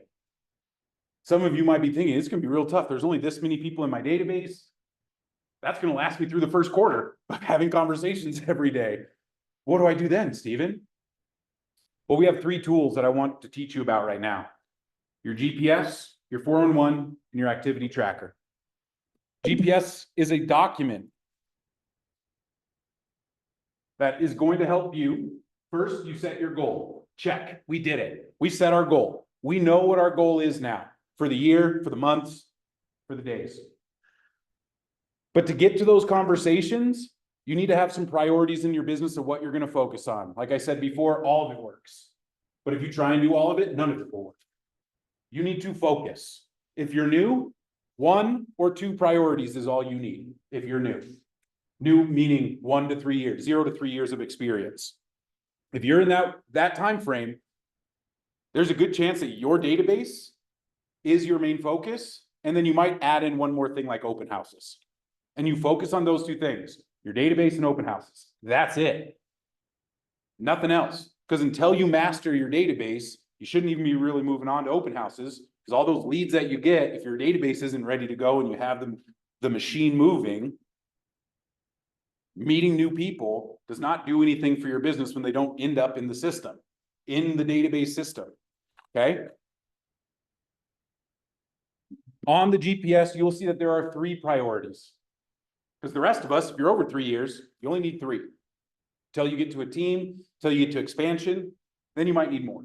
But until then, 3 focuses in your business of how you're going to create conversations about real estate. I'll show you. Here's a GPS from, I think, 2020 for me. And you can see my strategies are basically just the 36 touch, maybe a little bit more than 36, but basically that's all it is. DTD2, call them 4 times a year. My database, call them 4 times a year. Strategy number 2, run 2 client events through the year. Strategy number 3, send a monthly newsletter. Strategy number 4, send birthday cards. Strategy number 5, always ask for a referral. If I master this, it's going to pay off. It's going to work. We see the numbers and it shows that it works. Now, is it immediate? No. You don't just get to turn on the newsletter from our market center and then deals start flowing in. The reason that we do all the rest of it is for the calls. So when I do call them, they go, Stephen, I saw your this, and I saw your email, and I saw your event, and I got you this. Familiarity. Can't say that word right ever, so I think you know what I mean. Mind awareness. Mind awareness? I like that. It's easier to say. Ashley. Where's the resource path for the GPS? I will share it with you in the follow-up email tomorrow. Thank you for mentioning that. Tomorrow morning, I will send you a recording of all of this. You'll have all the slides. You'll have a blank GPS. You'll have this filled out GPS. You'll have a blank 411. You'll have a filled out 411 as an example. You'll have, gosh, there's a bunch of stuff in there. There's a whole slew of videos as well, broken down. So if you need to set your goals again, if you didn't do it while we were here, there's a goal setting video. There's a turn on your activity tracker video. So if you missed any part of the class, it's all broken down into smaller videos. It's also, you have the full recording as well that will be emailed to you. You'll also get an evaluation link in there, which I want all of you to fill out the evaluation link. We'll talk about that in a little bit. Your GPS is your main homework. It needs to be done before the end of the year. If you're doing it December 31st, you're hella late. If I were you, my deadline, which you will see, first deadline on your list at the bottom of your paper, first deadline, when will you complete your GPS? If I were you, Halloween would be the latest I'd put the date down. It needs to happen sooner. It's going to take some time. You might need to do it with your coach. You might need to do it with a friend or somebody who has more experience in real estate than you. You might want to do it with me. Schedule a 1-hour meeting and you can do it with me. I'm happy to sit down and talk to you about your GPS. And if you've been in real estate for a while and you've never written a GPS, I'd almost guarantee you've never met your goals either. Because you've been focused on too many things. to never get good at one thing. And the things that, all of it works. Expireds are a great way to run your business. You will never catch me calling them. It is not my style, it's not my skill. That's fine. I know people who their entire business is expireds. Everything that they do happens off of expireds. And that's great because they're committed to that strategy. I'm committed to my strategies. You need to find yours. You need to find your priorities in your business of where you're going to focus so that you're not all over the place. So you don't hear, oh, this person's getting 10 closings a month through social media leads. You're like, oh, Steven, then you guys all call me and like, I want to set up a social media ad. And then I have to give you the real conversation around, all right, are you ready to do the work to make this happen? Are you ready to pay for 9 months of ads to get to the place where you're trying to go? Because what you heard is after they've dropped $4,000 a month for 10 months, then they started getting 10 closings a month. So if you're not committed to that, or you don't have the budget to commit to that, because most solo agents don't have a $4,000 a month social media ad budget. But if you could get 4 closings from it a month, it makes sense, right? Because what, that's just at $10,000 a closing. If I can spend 4 to make 40 a month, wouldn't we all say yes? But if that's not your focus, if you don't have your database going and set up, don't look at the shiny object over here if you're hearing success. Focus on your priorities, build your skills within those priorities, and you will reap the benefits by focusing on less to do more. You can't have it all. You can't do it all. You can't be the commercial agent and the residential agent and a leasing agent and all that. Nobody does that because specializing helps us focus. A niche market or a niche that you focus on, you'll find that you'll have a ton of success when you find your niche. Brian's finally found his, I think. He thought it was something else for a long time, and now he's found the niche that is starting to pay off almost immediately. Look for those things. They'll come up when you do this. When you're focused, it will come up. It will find you when you're focused on your priorities. I promise y'all. But don't try and do all the different things. Focus in on your plan, write it down. Your GPS is how you make those conversations happen. Now, the GPS is an annual document. Some of you do once a year, focus your business. This is what I'm going to be doing. To stay on track for that annual document, you insert the 411 into your habits. Who in here does a 411 now? Anybody with me? I don't think there's a single tool in KW that has changed my life more than the 411. And I do not use the template that I sent you. I will show you my 411 right now. Zoom, it's a little hard to see it because it's on my iPad, but all I do is I make a table every month, just like this, 4 weeks in the month, and each week I come in and I write my 411. So the 411, it starts with an annual goal, which we know this stuff now. And this is an advanced 411 with all 4 life categories: job, business, personal finance, personal goals. You might start just with your job. What are the things I need to do this week for my job? Your job is to generate leads, generate people who are looking to buy and sell, to make those conversations happen. That's your job. Little example here from the job. Annual goal, 24 listings, 18 buyers, 60 quality listings, 150 listing appointments. Job, monthly, we break it down to the month. At the beginning of the month, you break down your annual goal to what those look like here. You all have your annual appointment set, your annual appointment or agency agreements. All of that is right here. Appointment kept, agreements, under contract. You can take all of those numbers to help you build them into your monthly GPS, because at the beginning of the month, you're all going to add a piece in your calendar. And in fact, I even say do it every week. Have a 30-minute time block in your calendar that's labeled 411. Write your 411. I personally started doing it Monday morning at 7:30 every week. No. But you will get a copy of this. Pretty sure it's. It is in Connect. That's where I got it from.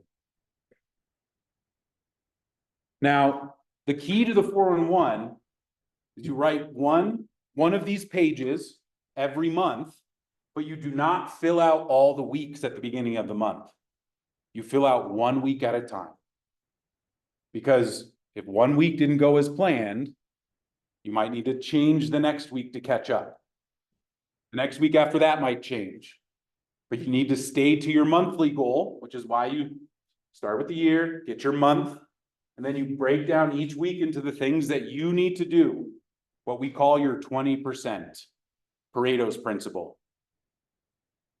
Do I need to explain that properly? 80-20 rule, are we familiar with that one? Anybody know it?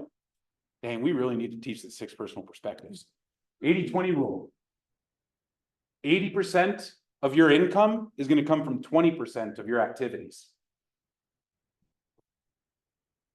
Every time we see it over and over again, this pattern happens in nature, it happens in business.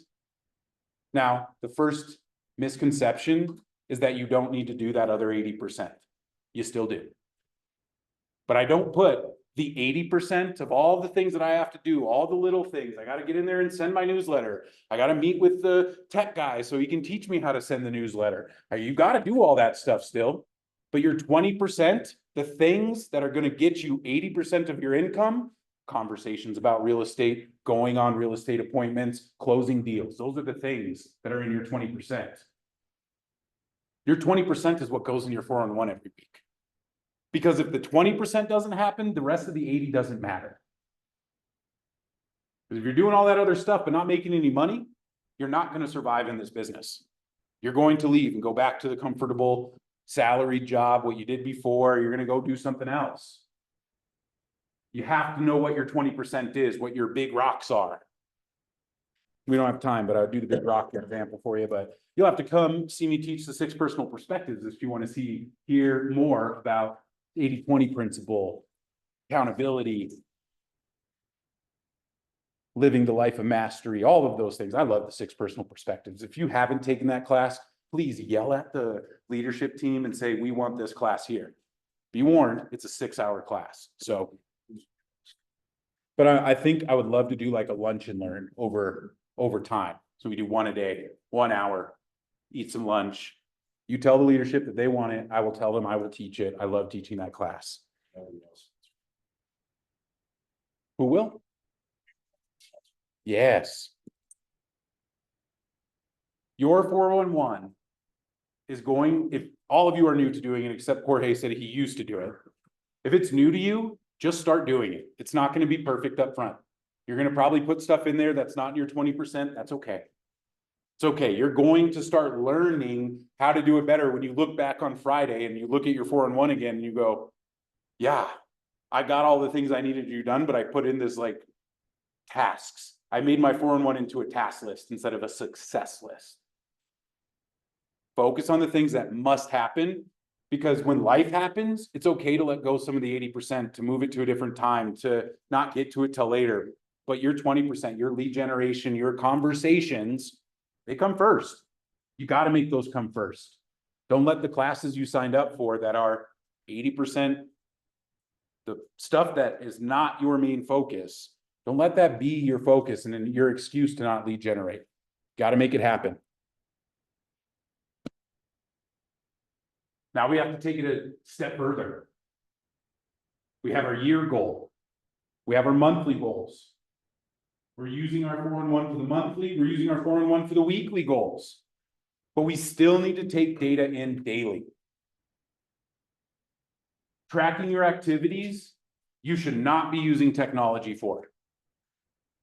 You should have a little note card or a notebook. Maybe you use an iPad like I do, but you need to just manually write it down. Manually write it where each day when you are sitting down to make your conversations happen, you need to first track how many times are you attempting to make those conversations happen. Now, to easily talk about this, that's how many phone calls did I make? How many Facebook messages did I send?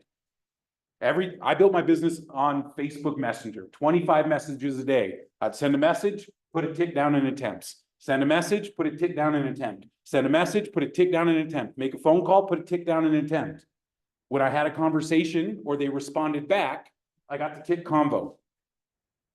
And then if I had that conversation turn into an appointment set, I get to tick down appointment set.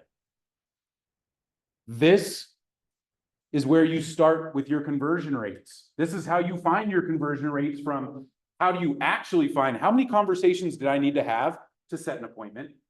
Because none of us knew, everyone was a little confused, like, what do you mean? But if you track this every day, do you see how clear it will be? When you can look at the end of the week and count up, okay, I made 103 attempts. I had 36 conversations and I set one appointment. Those aren't bad numbers. Those aren't bad numbers at all. It's 13 conversations a day, or excuse me, that's 13 calls, attempts a day. Having what? 4 conversations a day and setting one appointment.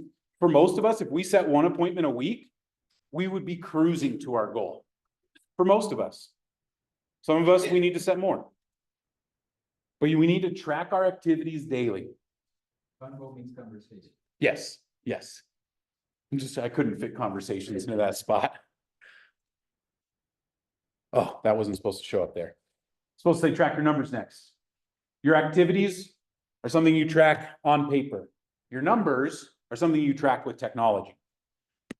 And to help you track them with technology, we have an amazing tool in Command that you might not know about. It's called the Activity Tracker.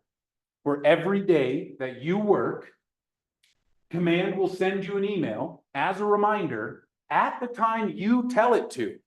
You want to be reminded at 4:30 p.m. to put in your numbers? Great. You don't want that reminder until 6:30 after you gotten the kids and you get to be home and you know you're home by 6:30, you can take 5 minutes to do it. Maybe you're a person who wants to do it the next morning at 6 a.m. You want that email to come out so you can track your numbers from yesterday. Because maybe you spend all night. There are some agents who like to do their lead gen time in the evenings. It's based on what you need in your schedule. But Command will send it to you and look at all the stuff that it tracks. In fact, we're just going to jump into the tracker so I can show it to you live.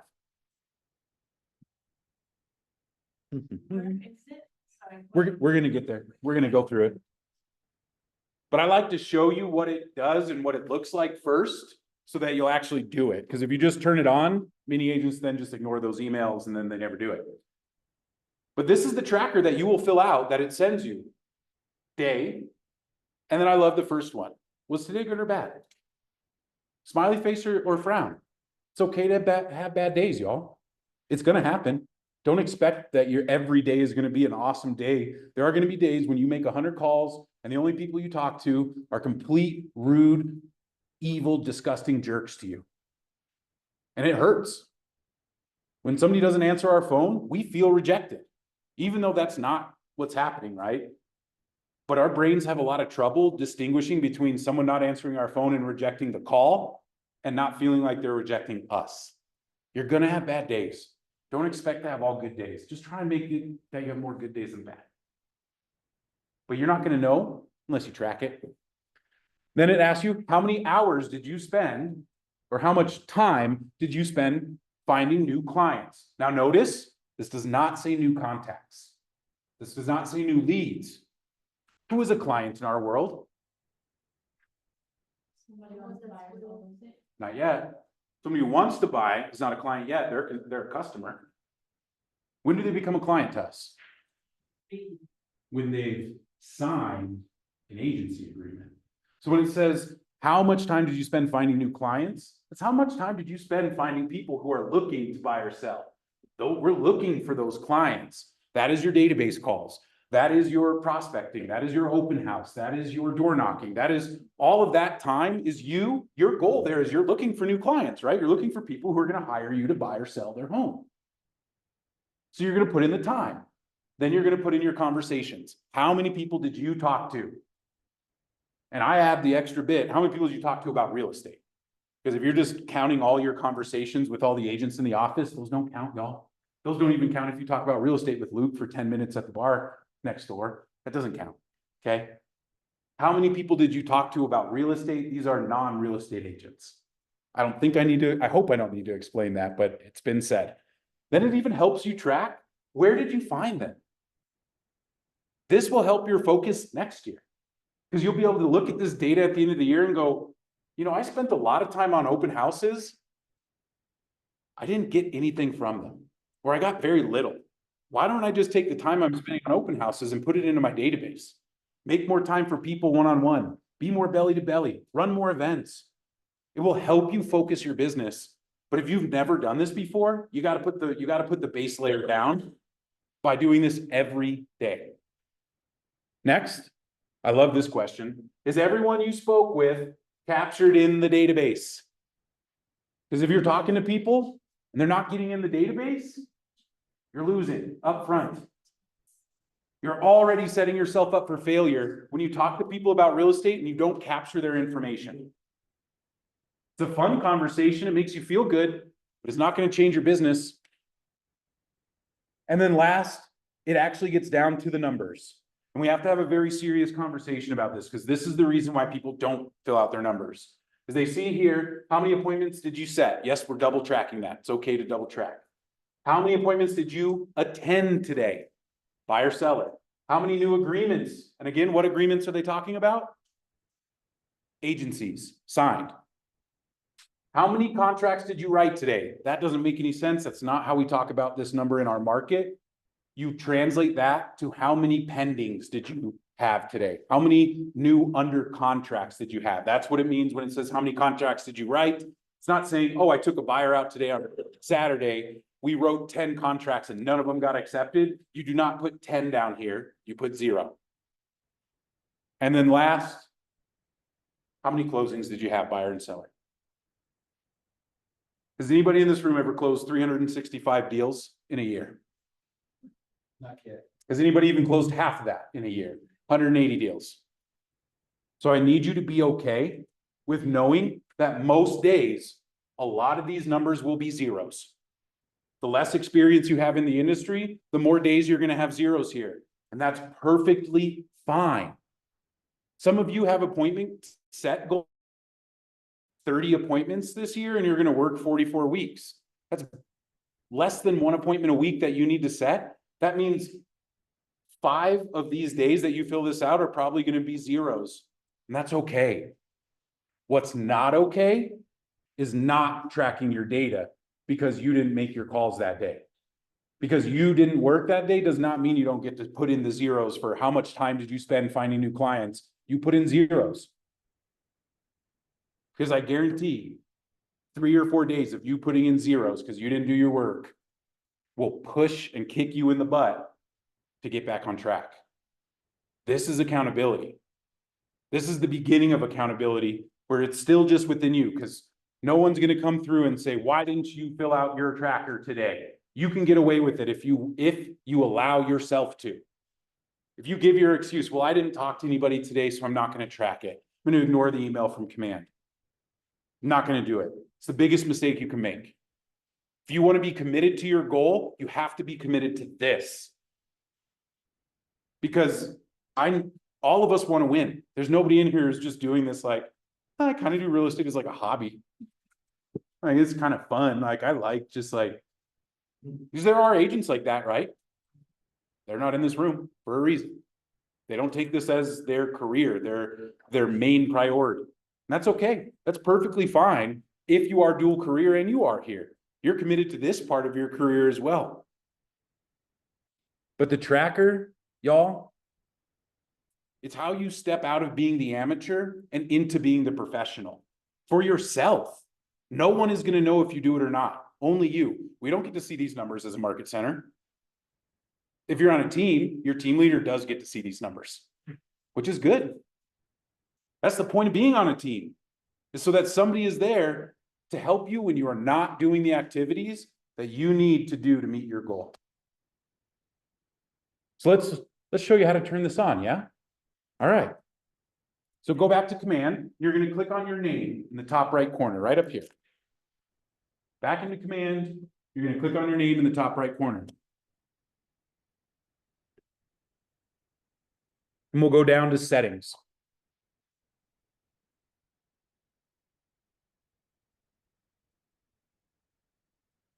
Once you're in settings, you're going to come over to the left side of the screen over here and go to command settings. That'll open up a list of options. And you're going to go down to reporting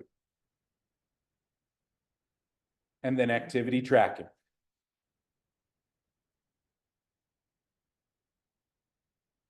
Deanne, yes, I will be sending you a a link to the 411 that is filled out. So for an example, and a blank one for you. So yes, I will be getting that to y'all. All right. So the first thing you need to do is you need to make sure that your toggle switch is green like mine. That little toggle switch in the top corner needs to be green. So you just need to click on it and it'll turn green. Everybody have theirs turn green. Now, you're going to set the time of day you want the email to be sent to you. You see mine is 5 p.m. right at the end of my workday. Sends it over to me. If you need to change the time, use the arrows. Don't try and type the time in, it won't let you. Just use the arrows up and down. Once you have set your daily reminder, you are then going to set when it should be submitted by. I give myself 90 minutes. By 6:30, Command expects me to fill out that tracker. If it does, golden. We have tracked our numbers for the day. Nothing else happens that day. If you don't fill it out by the time that you define here, Command will then send you up to blank reminders after the due date. Excuse me, due time. You can set those number of reminders to however many you would like. 5 is the maximum. They are very funny, in my opinion. I think on the 4th, if you wait every 30 minutes, it will send it until you submit your numbers. And I think the 4th one, if you don't submit, it says something like, we have a gift for you in the subject line. And then the email just reads, we have a gift for agents who don't track their numbers. Click here to get your gift. And you click it and guess where it takes you? Yeah, right to the activity tracker. That's your gift. Now, right below there, you're going to set the days that you are going to track. The days that you are working. If you committed to 4 days a week, you should have 4 check marks. If you committed to 6 days a week, you should have 6 check marks. Pick the days that you will work. Now, like I said, you're going to take time off. There's going to be times when you have to replace your time block on Tuesday to Thursday afternoon and make it happen then.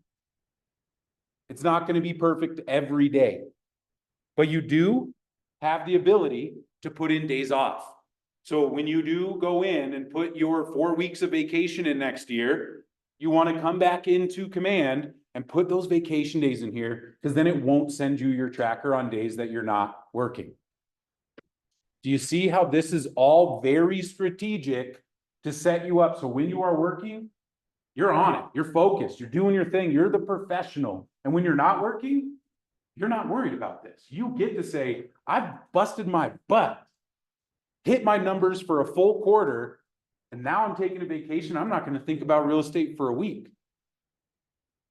This is what you earn. This is how you earn the vacations. If you've never taken a vacation since you've been in real estate, this is the start to get you on the path, because it's not easy. And that's it, y'all. That's the activity tracker. Now the hard part happens where you got to do it.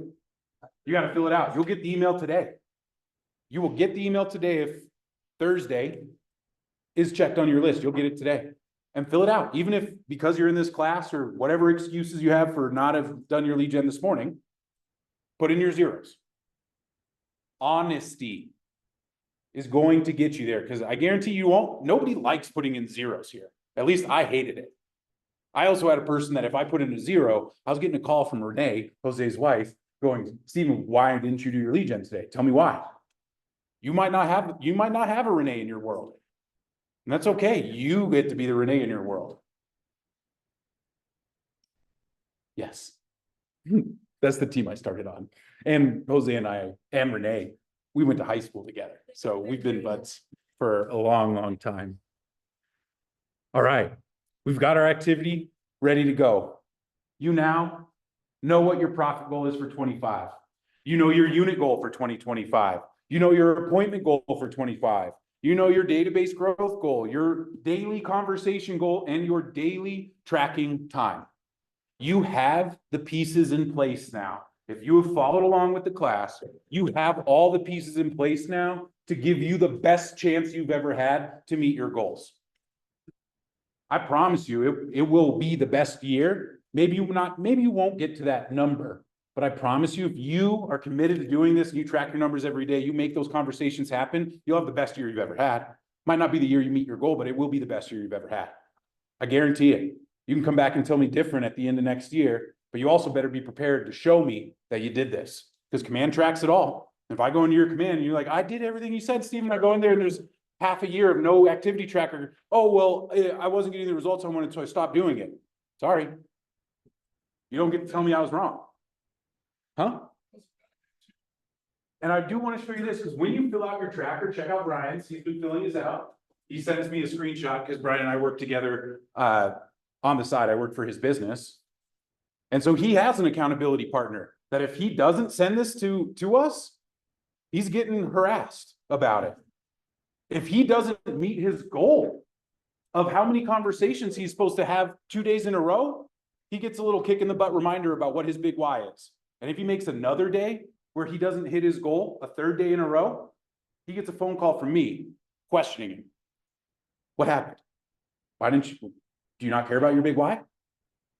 I'm just send him a little picture from his vision board. And if you haven't done a vision board, Brian's putting it together. Okay. Together, so I have a class called Habits to Happiness, where we kind of, it's good that you guys already do this because you know your goals, but we reverse engineer your habits that you have to do in life to decide what's your perfect life. And now the title also wants to incorporate a vision board into that. We awesome. So we're going to get a date to do that. Just let me know if you guys want who's involved or not. All right, we're about to wrap up. I know we're at 3 o'clock. I'm gonna wrap up here. Give me 5 minutes at the most. This is what you see after you fill out your activity tracker. That it takes all the data that you just put in, and based on the activities and the people you talk to, it says, today, we estimate that you just earned this much GCI from your activities. And I love that it says those activities have $1 behind them. And they do for all of you.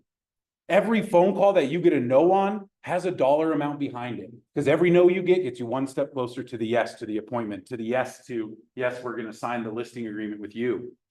No's aren't bad. Don't forget that this year. No's are part of the process. People not answering are part of the process. All of the real estate metrics usually run in less than 10% numbers. You're going to talk to 10% of the people you call. You're going to close 10%. It's a little higher in some of those other places. But don't get caught up in the no's, because you'll always have more no's than yeses. Always. So when you have a day of all no's, know that you're that much closer to having 3 yeses the next day, the next week. But if you're not even getting to the no's, you're not going to get to the yeses either. Do you understand? So let's wrap this up. Your next steps. You see them at the bottom of the page. You should have been writing some down as we went. I need you to commit to when you're going to complete your GPS, and you need to ask for help if you need it. My link for a 60-minute one-on-one is up in the corner. If you already know, I need help with my GPS, scan it, schedule it. Number 2, you need to be in your calendar. I don't care if it's paper or digital. You need to go into your calendar before the beginning of next year, and every week there needs to be a time to fill out your 411. Every week, every day that you have committed to working,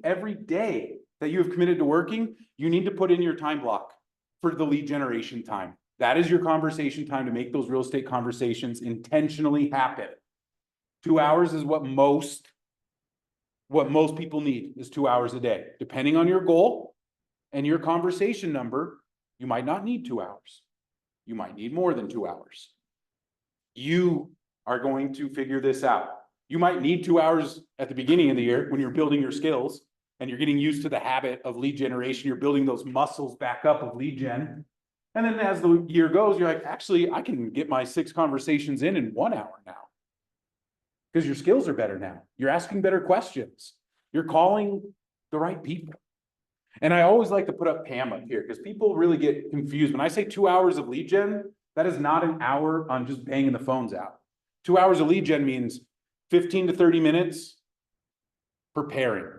Who am I going to call? What's my list?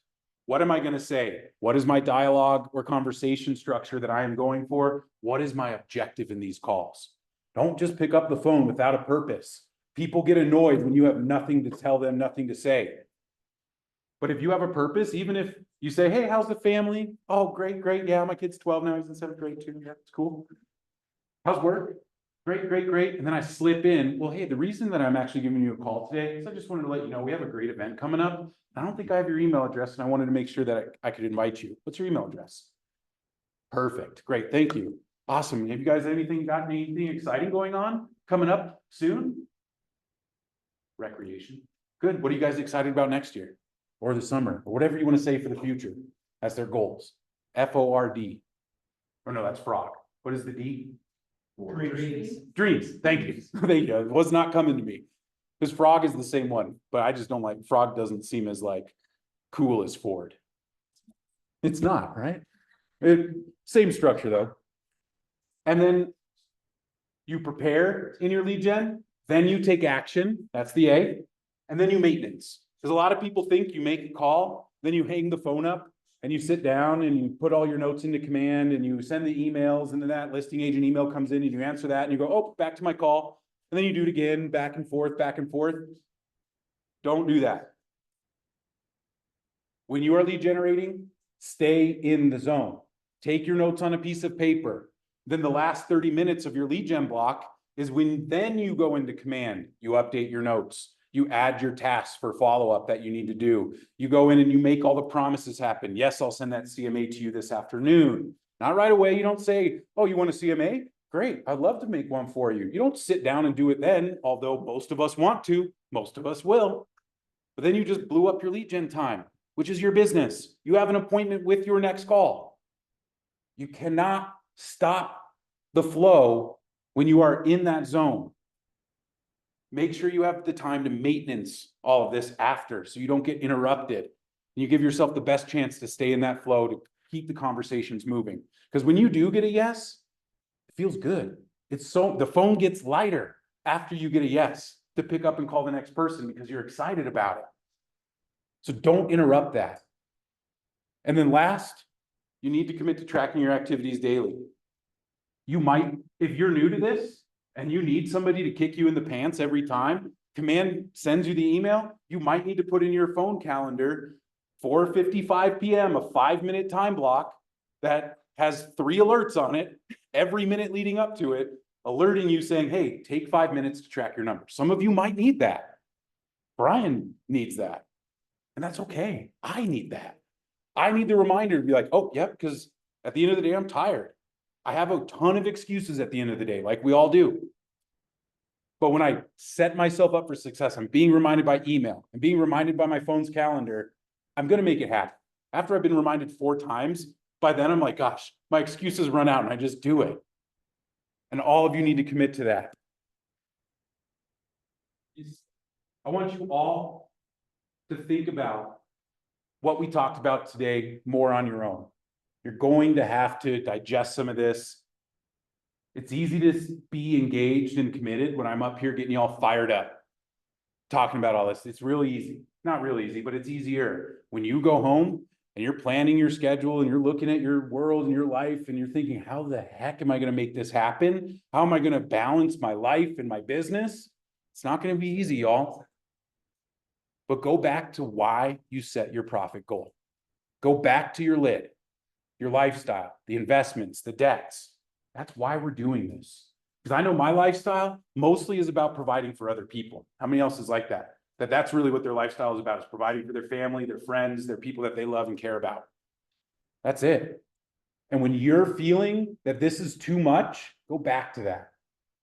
Because that's what's going to make you push through and say, it's worth it. It's going to be hard, but it's going to be worth it. Because it is, y'all. We're in a place, in a market center, in an office that you have the opportunity to do it if you want it. But you have to want it bad. You have to want these things bad. It can't just be, I want to make $1 million. None of you do this for the money because all of you spend it. If you did it for the money, everyone would have a big old stack savings account full of money. Oh, I just do real estate to stack money in a bank account. I don't pay for anything. I don't give that money away. I don't spend it on it. We all do, which should tell you, you don't do this for the money. You do it for what money can do. And if you don't know what your money's going to do, you won't try and make it. But when you bring it back to your world, your lifestyle, your family, your friends, your big why, you're going to want to do it. If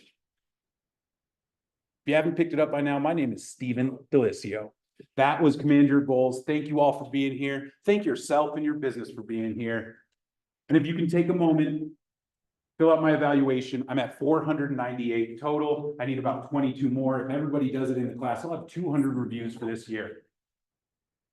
I'd love to get to that number. This class, I think we can do it. And next month will be the next step, which is our 72 touch. Because after you figure out all this, we need to work on your database touches to make sure that the people you're adding to your database are getting touched in many ways for the, what'd you call it, Jorge? Awareness, Mind awareness. mind awareness. Also, a conversation of like, well, what if I don't talk about real estate? As long as they know you're a real estate, it still counts in a way because it's mind awareness, at least, or the realtor, or the real estate agent. And, Makes sense, but they need to know that this is what you do. and Ashley, when you ask them how's work, what is almost always gonna happen when you ask them about work? They're gonna ask you, how's real estate going? Or what are you doing now for work? And then you get to say, I'm still running my real estate business. We're having a great year. And now it's a real estate conversation. Maybe the door opens wider and they want to talk more. Maybe that's the end of that real estate conversation. You continue with the relationship. That's fine, but that little reminder. And like Jorge said, if they know you're in real estate, if they ask, how's real estate going? They open the door for you, right? So make sure to sign up for 72 Touch. Those links will be coming out probably in the next week or so, where you'll be able to sign up. I taught this class last year. It was a big hit. I love teaching the goals class. I love teaching the 72 Touch. Y'all, you're gonna get an email from me tomorrow morning with all these links, the resource files. If you missed anything, or if you weren't here for the whole time, or if you're watching this now later on Zoom or on YouTube, let me know if you need any clarity, any extra bits of this. I'm here to help y'all do this. This is one of the most important things, and you have about 3 months, less than 3 months now, to get it figured out. And don't wait till January 1st to start making those conversations happen. Start trying tomorrow. Tomorrow is when you start trying to meet that same goal, so that in January, your pipeline's already there. Because you've spent the last 3 months filling it, getting all those people, those conversations happening, the appointment setting. It will happen. I promise y'all, you got to do the work. Thank you for being here. I'm here if you need me. Thank you. Bye, Zoom. Thanks, Steven.